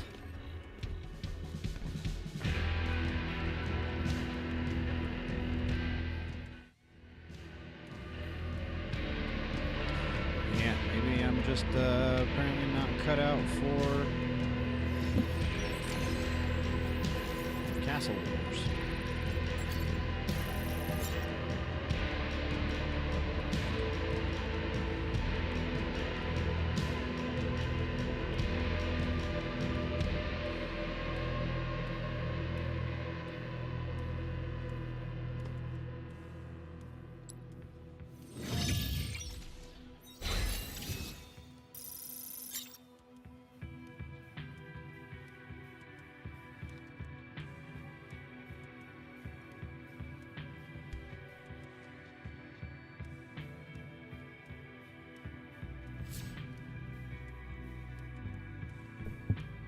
I don't think I want to do that again.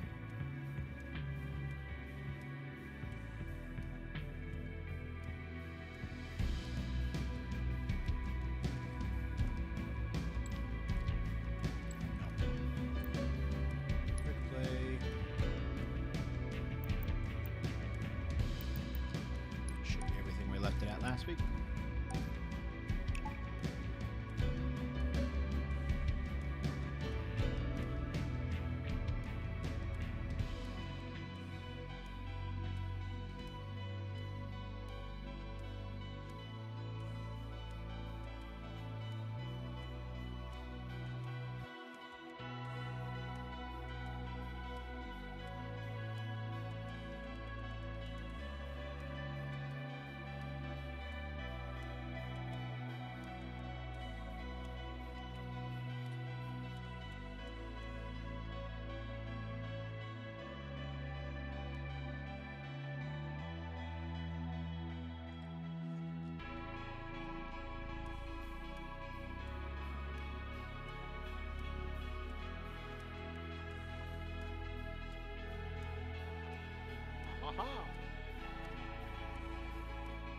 Alright, let's go for another one. Let's go for a real one this time.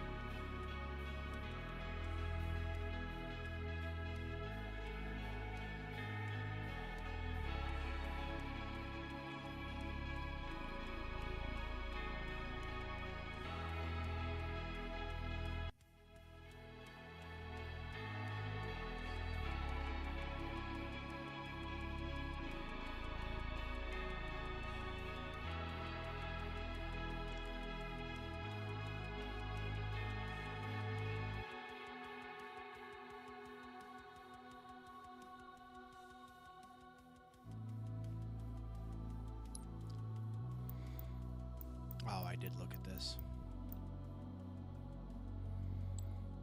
Don't necessarily care, honestly.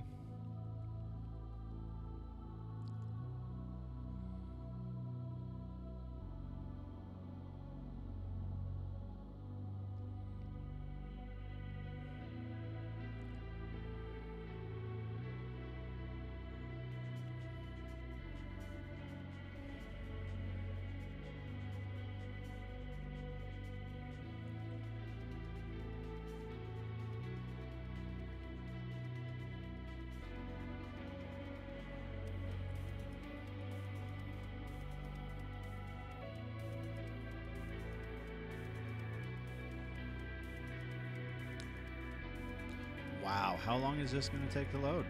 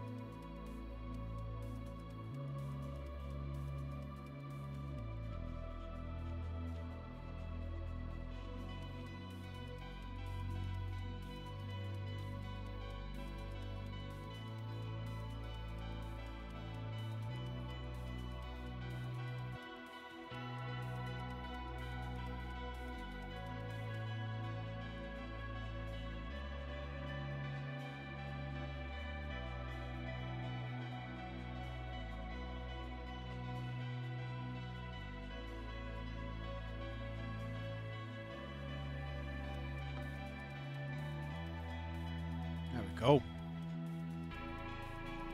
What did we get?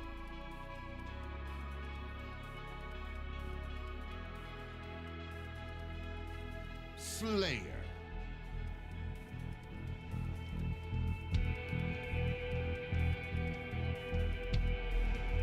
One-shot Slayer. Oh, my least favorite of the SWAT types, but not really SWAT, but similar premise, I guess. Premise. Haven't played Bizarre in a really long time.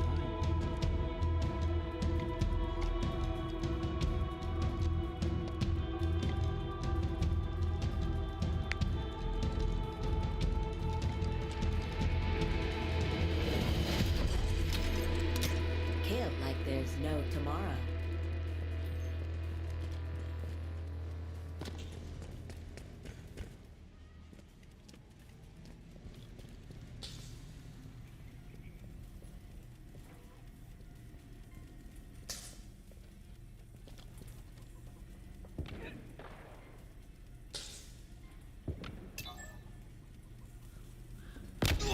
Oh, from behind. Good lord. Lulu Jaeger. Alright, Lulu.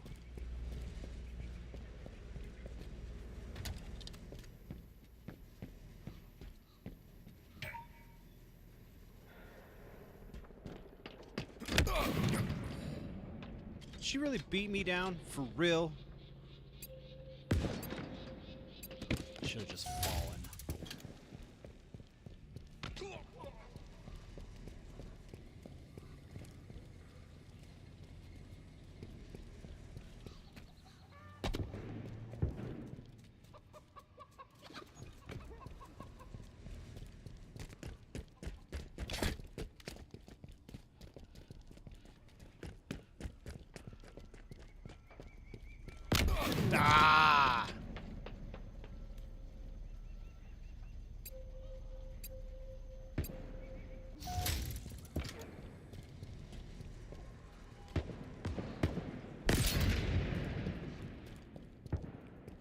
Attrition.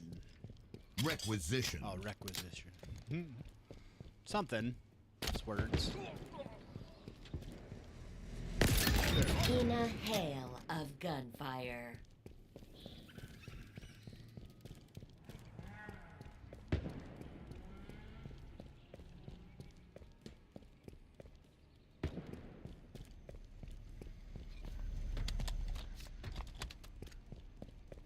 Gained the lead.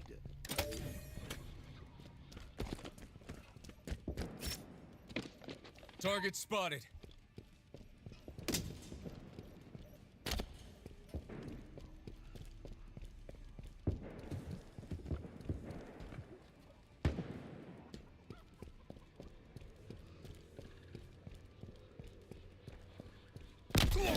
Oh, up there.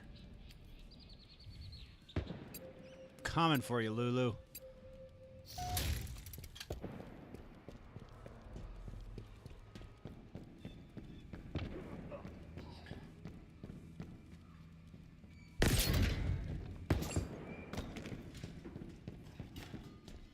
Requisition. Ah! The lead. I pulled the damn trigger too. I swear I did. I swear.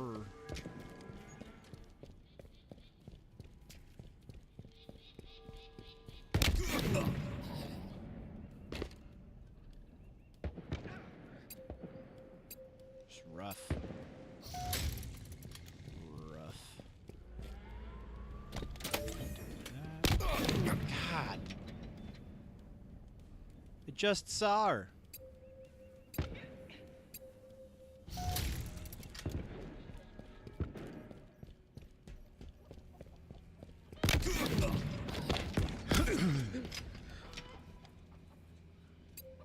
Thirteen kills. I have one. Jesus, Mary, and Joseph.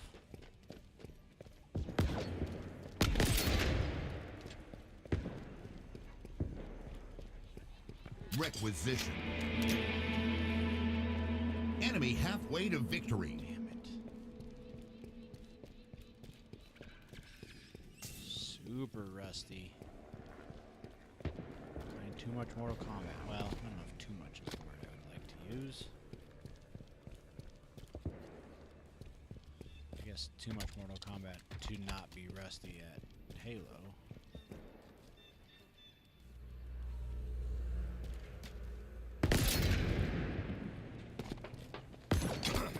I swung. What the hell, man?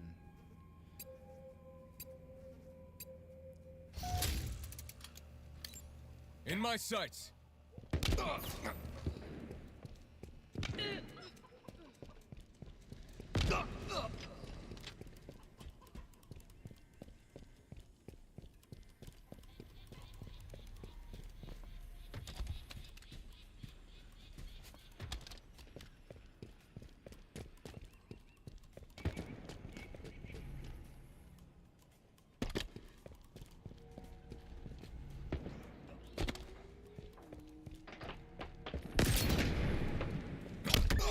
There. Second damn kill.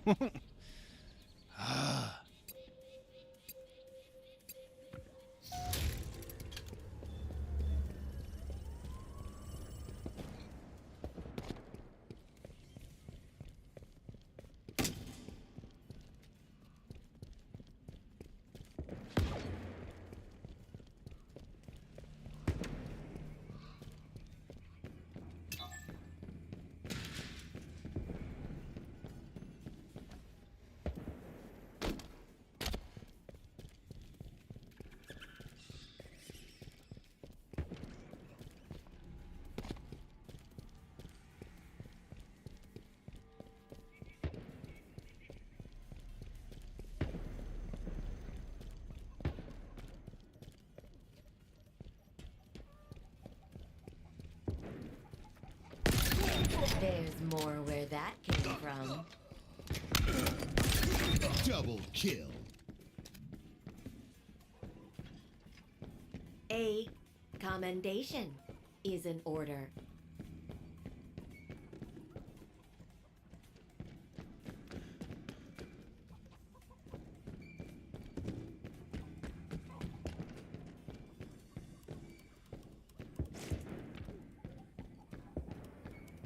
Enemy there.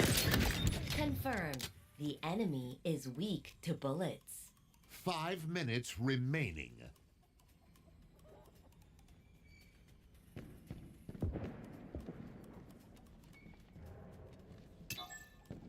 In my sights.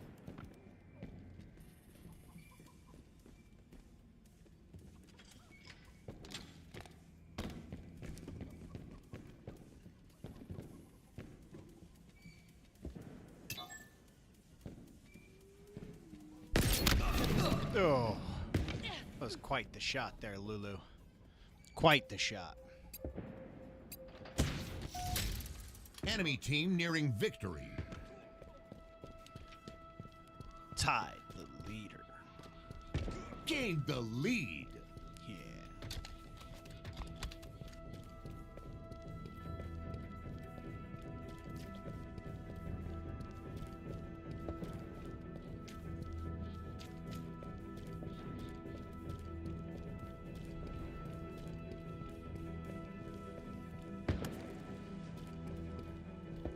Lost the lead.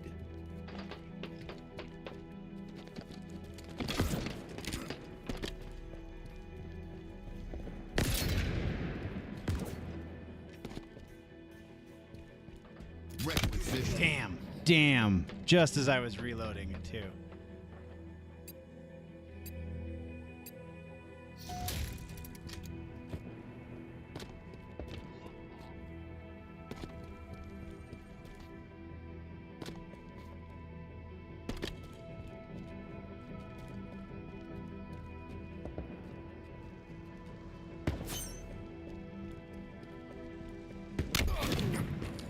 For real?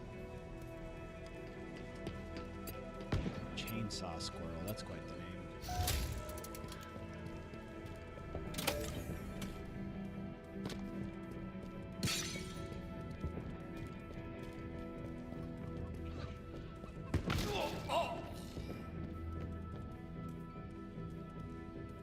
Just don't die. Just don't die. Come on, guys. Damn. Defeat.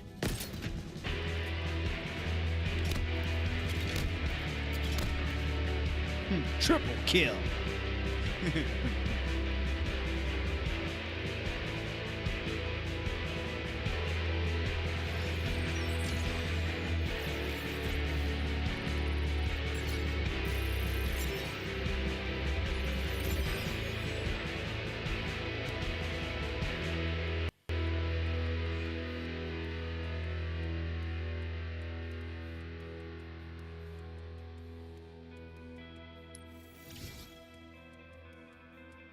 Oh, Spartan points. Thank you so much.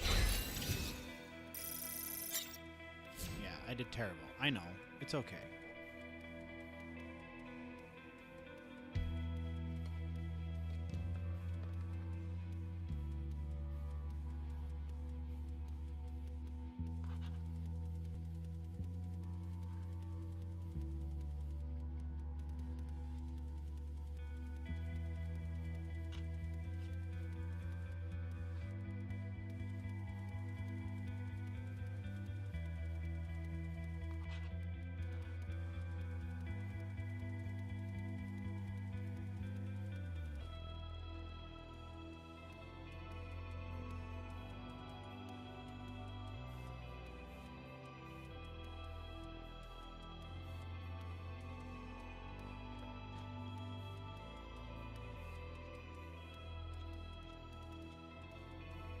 Let's go.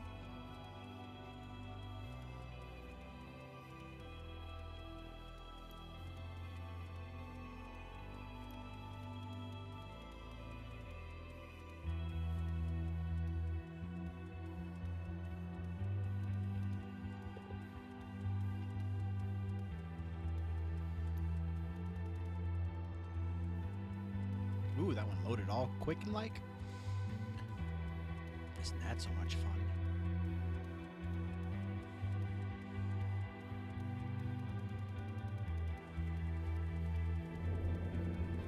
Husky Raid.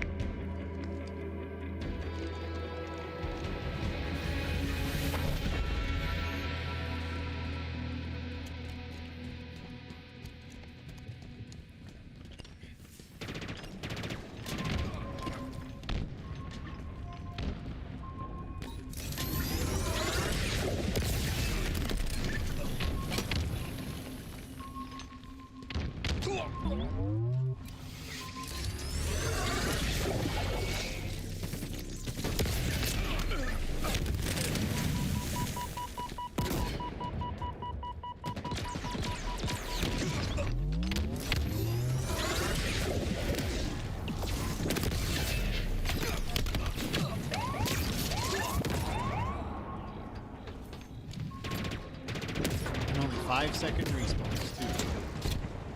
Let's go.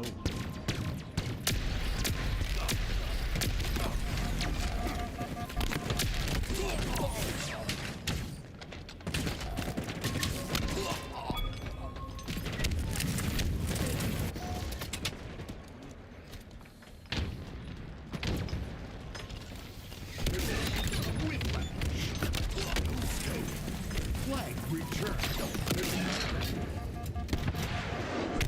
Oh. Damn rockets.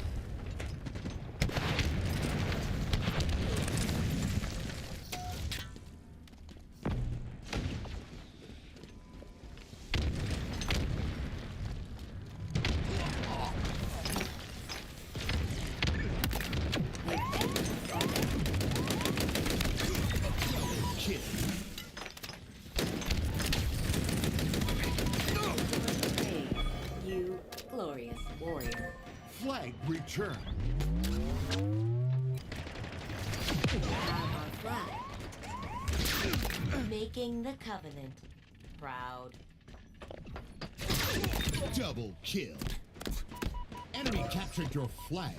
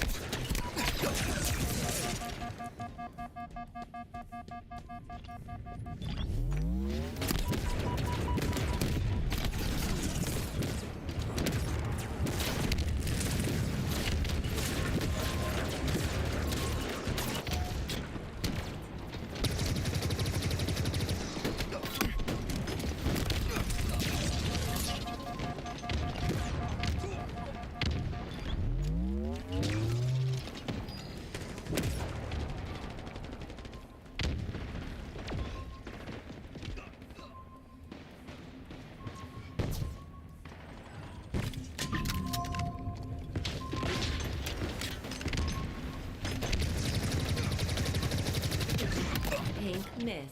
Successfully deployed.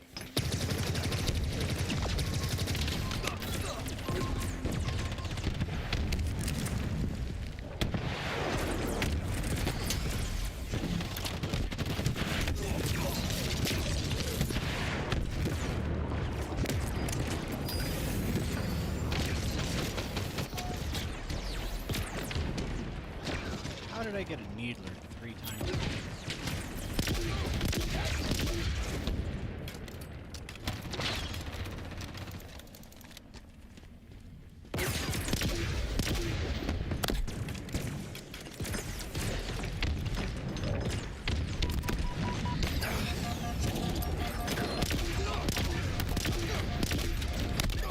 Double kill.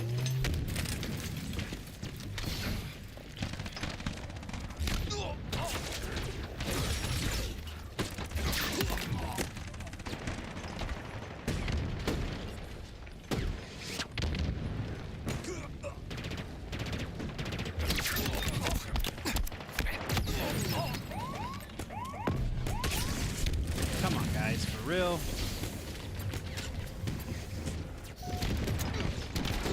Enemy captured your flag. Achieved. Satisfactory slaying.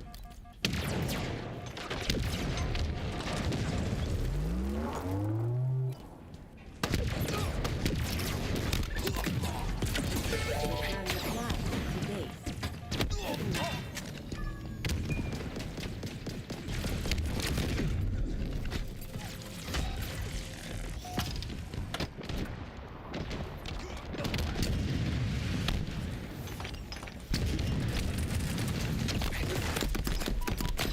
Shit, I missed it. Ah, I was right there. Enemy flag returned.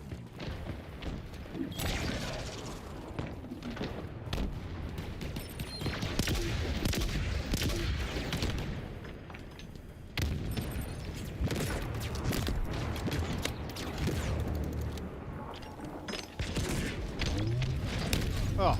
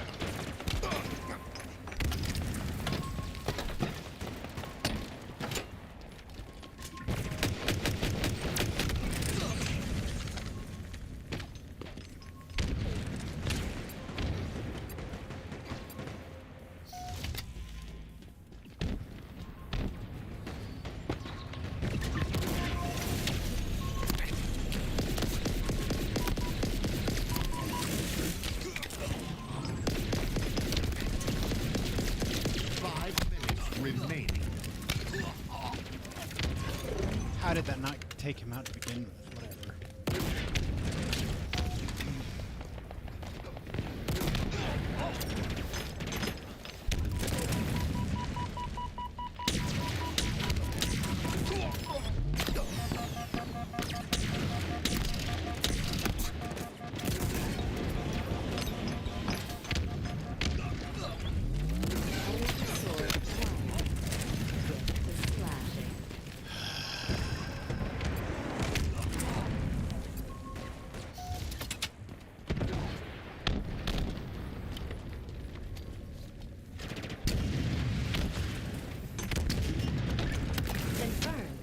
You are a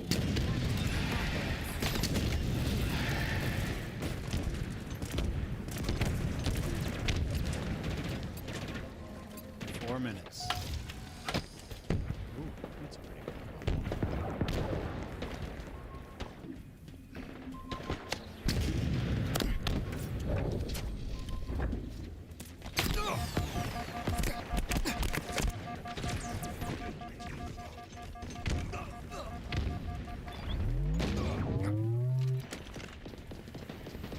The flag is ours. We must secure it.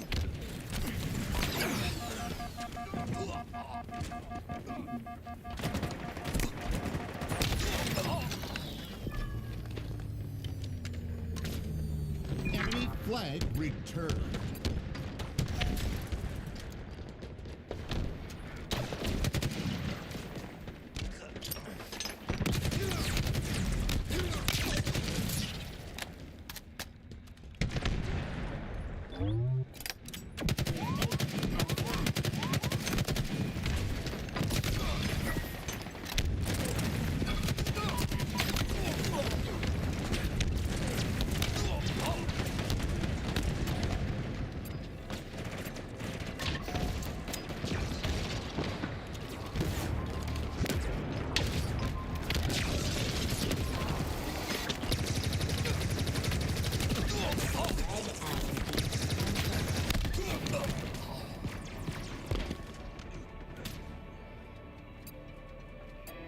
Two minutes.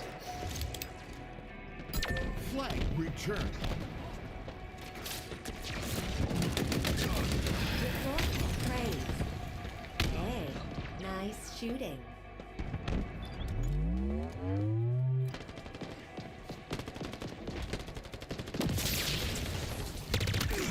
Whiplash. A commendation is in order.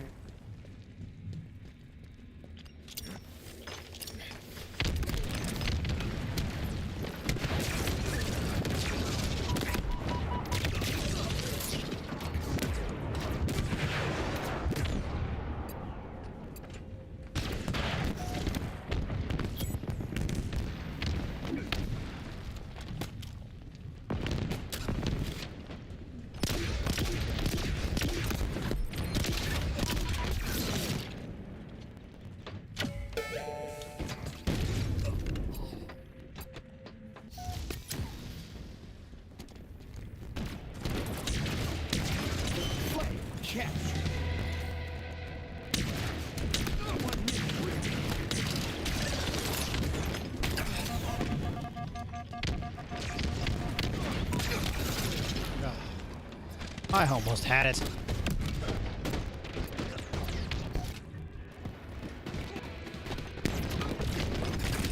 30 seconds remaining.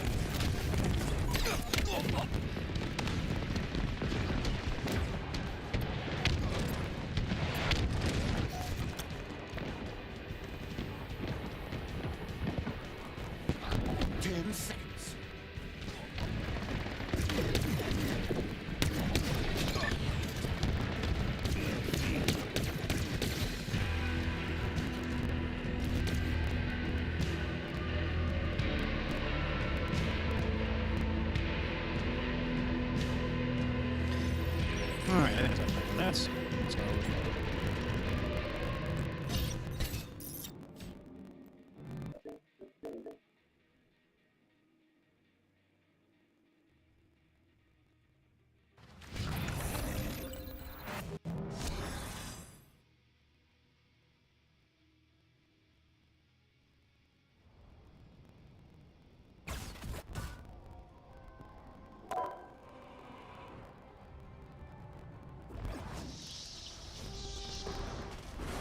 Oh, that's right, Fantastic Four.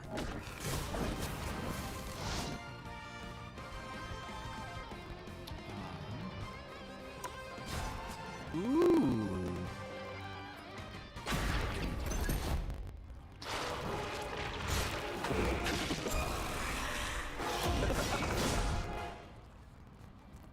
Okay. Nice. Blue tarantula. Oh, that's their man mech.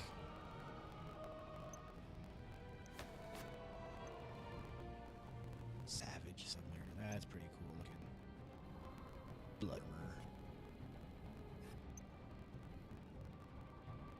Is that Moon Knight? Who is that? Scarlet Witch. Green.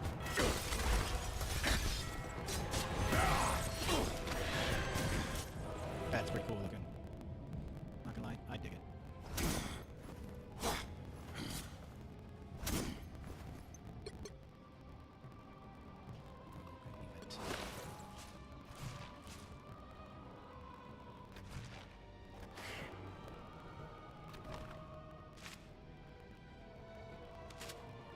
Cool.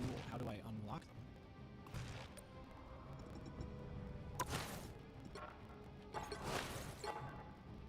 This stuff, I would guess. Achievements. What have I achieved?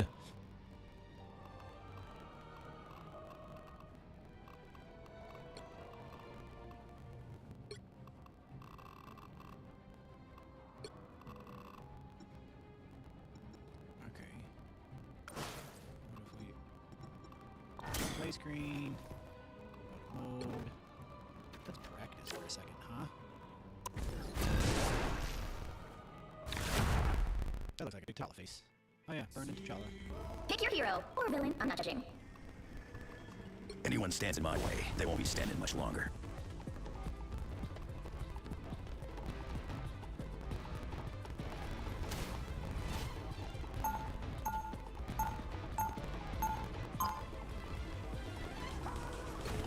This ain't my first rodeo. Sure as hell won't be my last. 30 seconds before your attack. Get ready. Visited honeymoons? How they don't all have their own personal nights? Don't know, don't care. One moon is more than enough for me. Well, you're missing a huge opportunity, dude. Have you ever thought about franchising? Don't give Kanju any ideas. The battle starts in 5, 4, 3, 2, 1.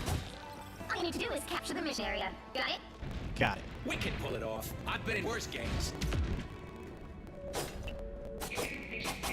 See that? On your toes, here they come.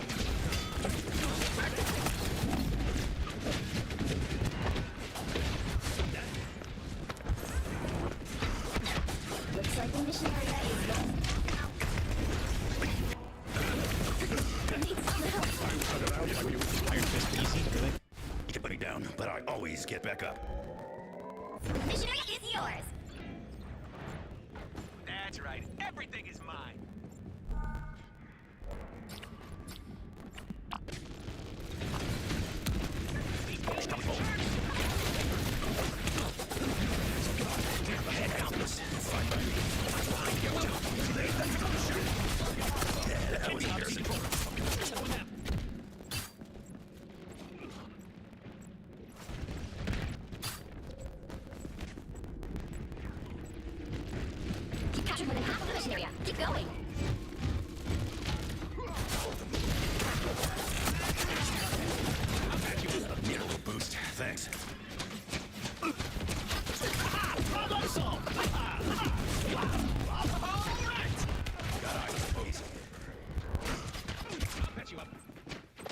The area's almost yours!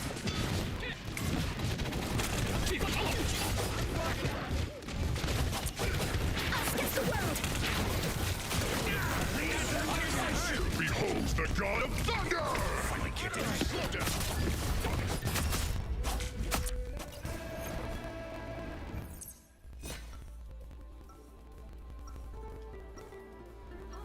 Okay. Been doing this a long time. Ain't about to stop now.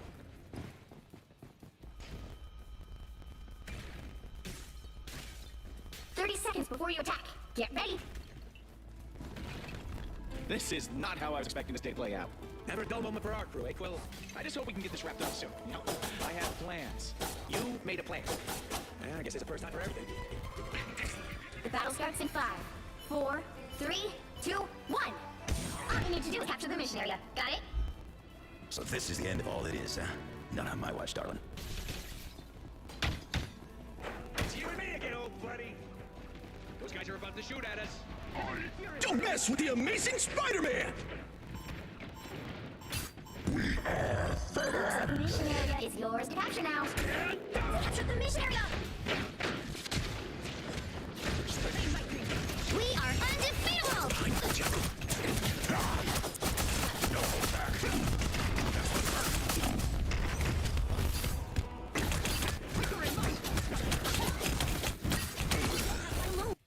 Like a penny, I just keep coming back.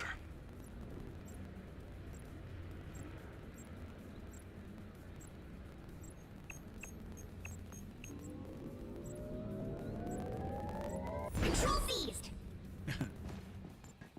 This is worth I wish there celebrating. was a run. I wish there was a run. I wish there was a run.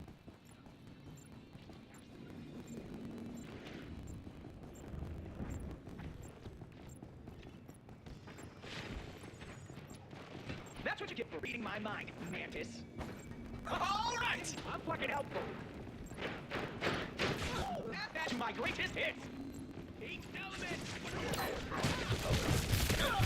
Swipe the blink down. Thanks. Capture more than half the mission area. Keep going. Hey, D, enjoy the amplifier, man. I am. You're welcome. Here come our next victims. Beholds the god of thunder! Us against the world!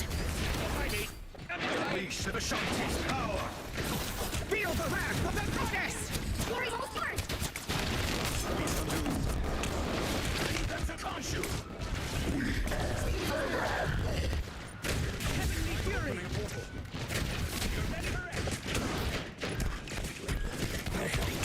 Shine by me.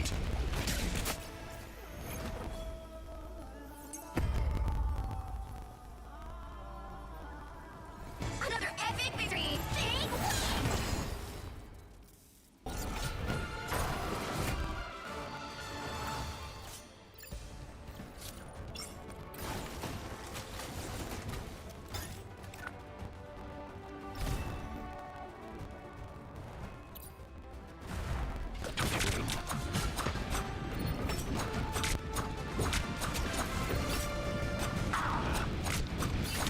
Good night. Khonshu willed it, Spider. Blame him. The wounds are gone. Thanks. Huh, Luna seems bad. I am the light in the darkness. Dr. Drew. What? You're real?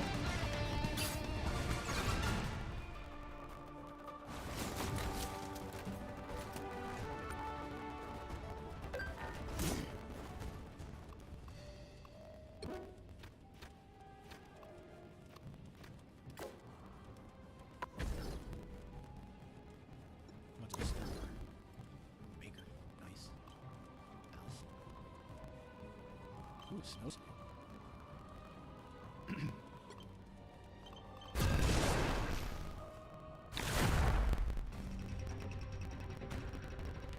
I like the combo. The right heroes can make all the difference. I'm not the type who fades quietly into the background. Oh, I've seen wonders out there in the cosmos few humans will ever behold.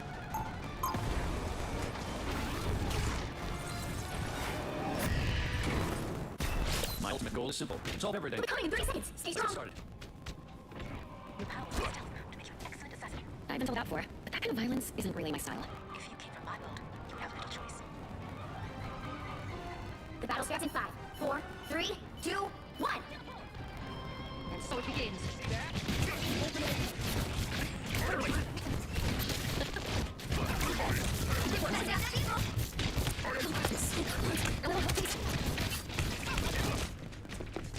Mission come handy. I'll quick out attack, Ruble.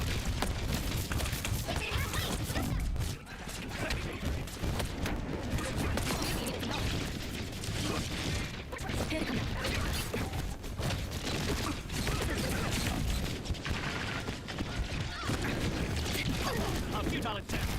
Choose a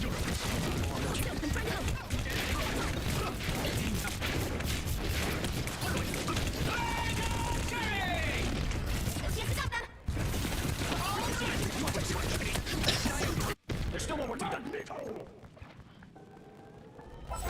They hit a checkpoint. Now might be a good time to stop them. Shield activated. This is real firepower! That almost hurt. Mission come in handy. Shield activated.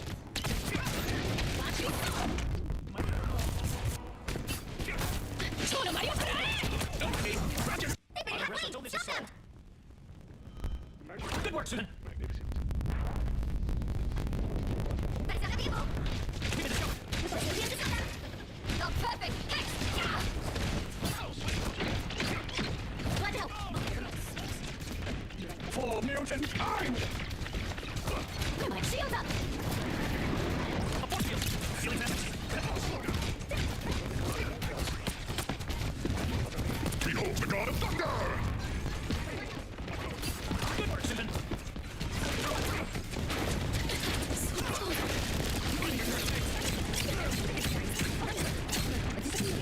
Be grateful I did not crush you with a purpose. Good work, Susan. The rodent. Let me return the favor. He's stopping in their tracks! Let me return the favor.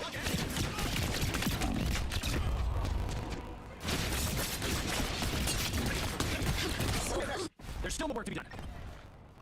Let's try. Where's Iron Man? Let's try Iron Man. I don't even see him. Right there. Right over, kids. Ready to have the Avengers. Same thing. A disappearing act.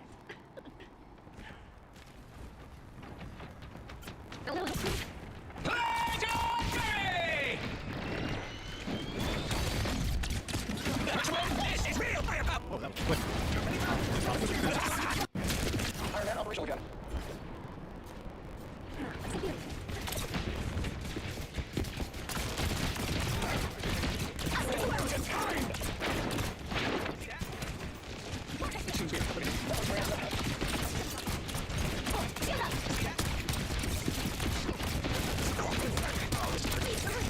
Behold the god of thunder!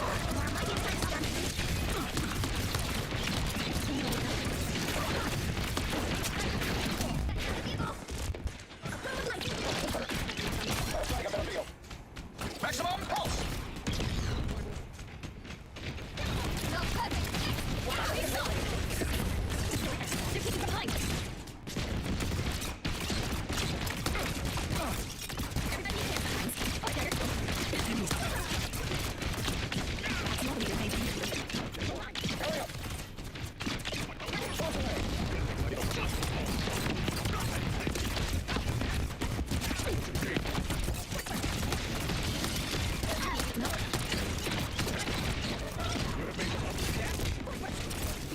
Maximum for mutant kind! Reign supreme. Both away! This is real firepower!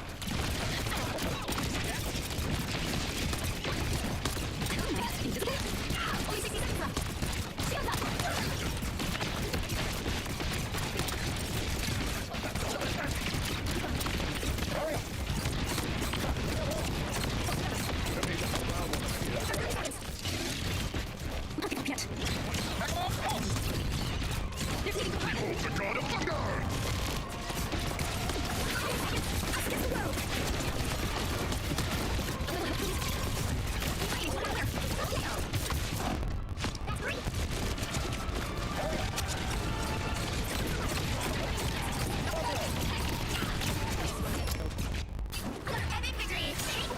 I think Iron Man's the way to go, apparently.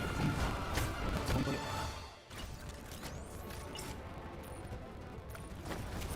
Yeah, what do I want? Run it back. One more time. One more game, one more game. You'll need a top-notch team to win this one. I don't want to, Iron Man. Don't work out for anybody.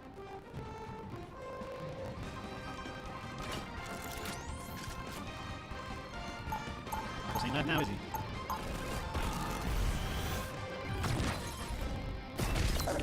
Ready to have the Avengers. 3 seconds before attack. Get ready. We've got a time stream to put back together, Tony. Is this on warranty?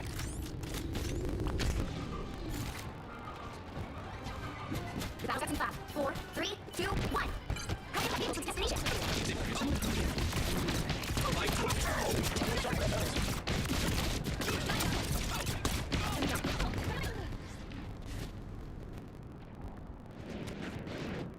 Eerily quiet here. Unnatural soul. Ooh. That's Storm? What is it? Follow this update.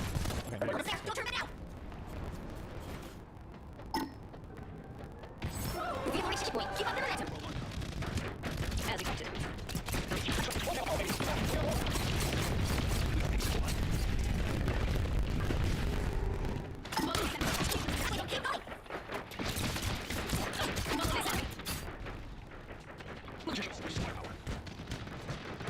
there. Don't turn that out.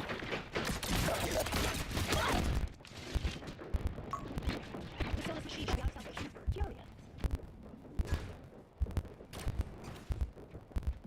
Feel the wrath of the goddess!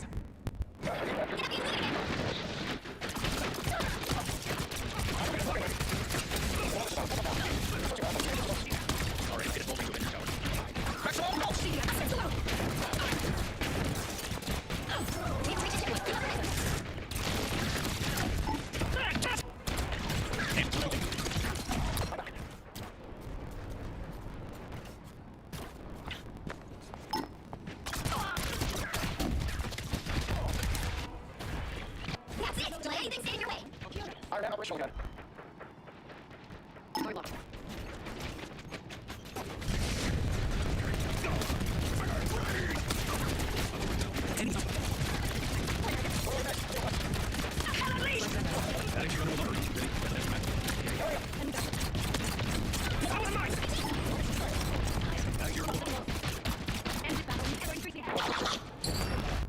Another epic victory! Big win!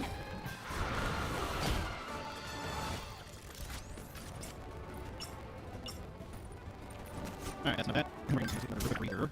And then come back and do a few rounds of the Mortal Kombat and Call Stream.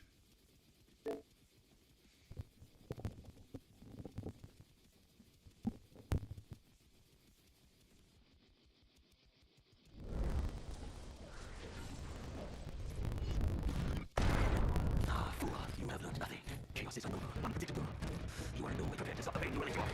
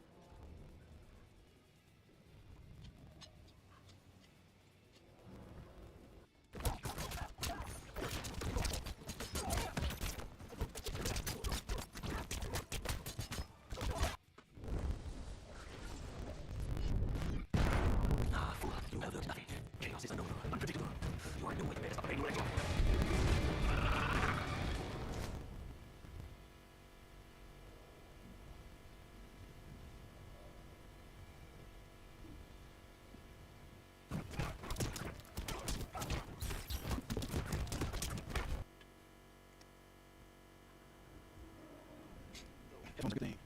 See, let's soon. Oh wait, that's not. I didn't check to see what's this week's. We have to just palettes, okay. And we have a Sindel palette, a G palette, Soap Mask, Tommy Gear, and a Kenji palette. I could not get that scorpion skin to save my life. Sucks. And Bobby. Alright, that's one of us for the movie controller. Let's change Twitch.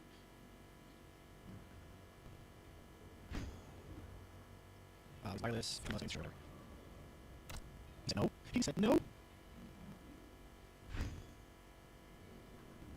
I didn't that one.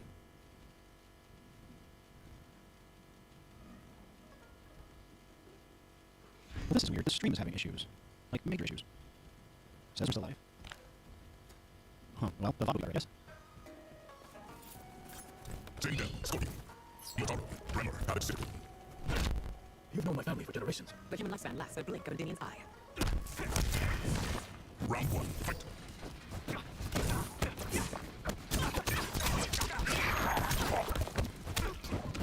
What? I'll bring it just a sec.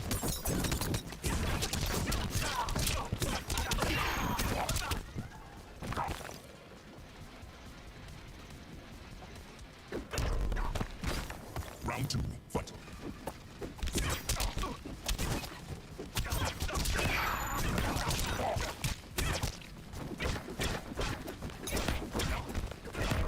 Finish him. Sindel wins.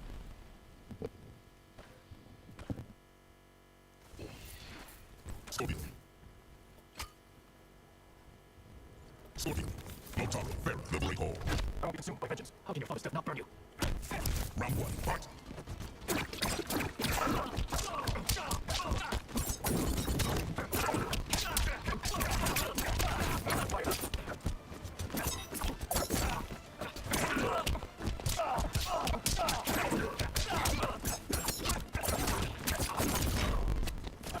Round 2, fight.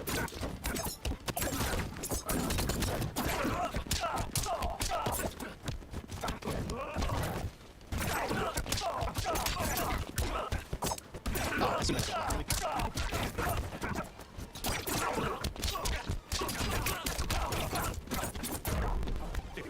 Final round, fight.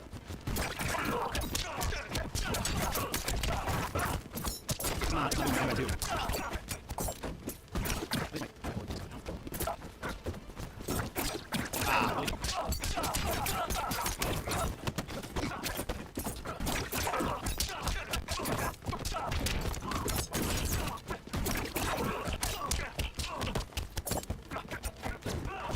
Finish him.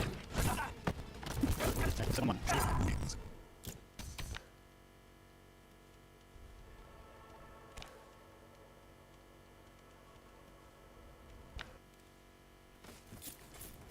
Scorpion. Nitali. Ashura. Scorpion, Motaro. Mamado, the final temple. Is this the Shadow still a threat? If Quan Chi has returned to lead them, yes. Round 1, fight.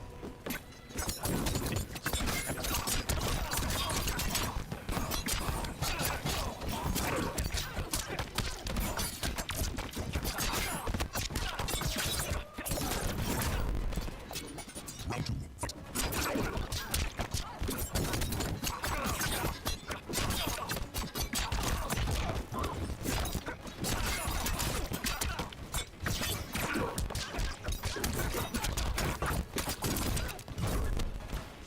Final round, fight.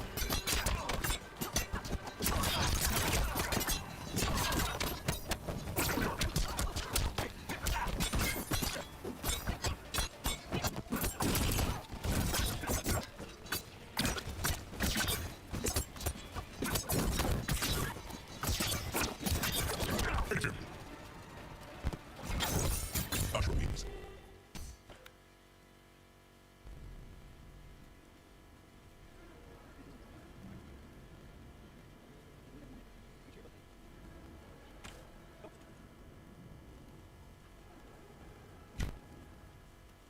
Why is it that's right over?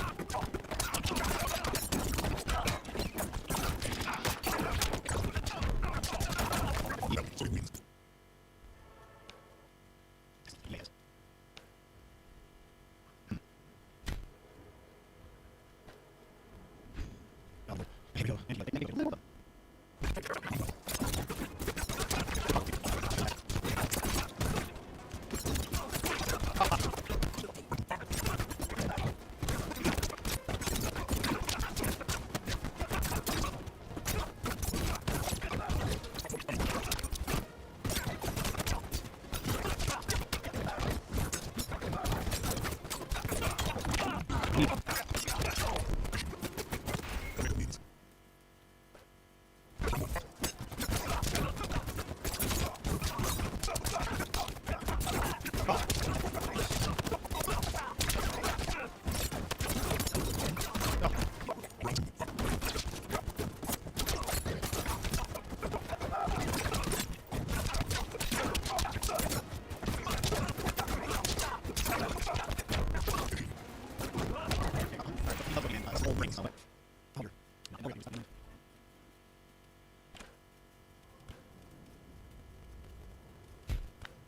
want more looking to me, so imaging abilities.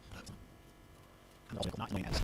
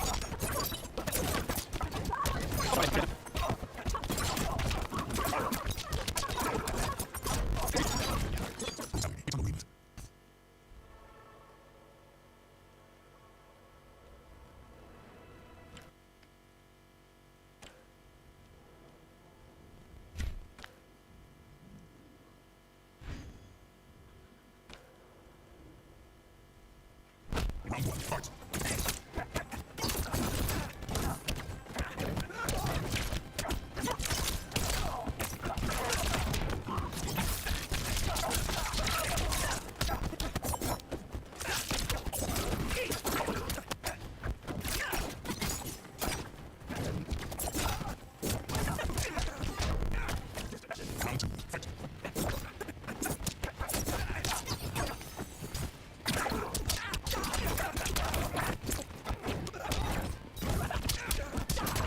Hit him. Torn wings. Round one, fight. Round two, fight.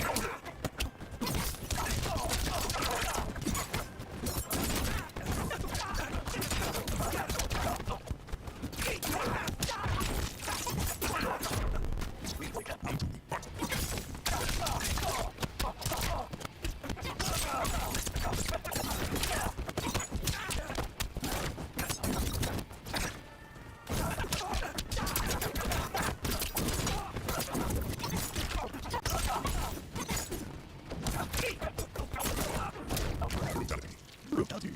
Sorry, yeah, that's it. I can't seem to get it. Maybe we'll check that out. Probably midnight. It is in 3 hours. 4 hours? Oh boy. Stats. Online. Oof. I've got 20,000 spots. I was in the 100,000 for a minute.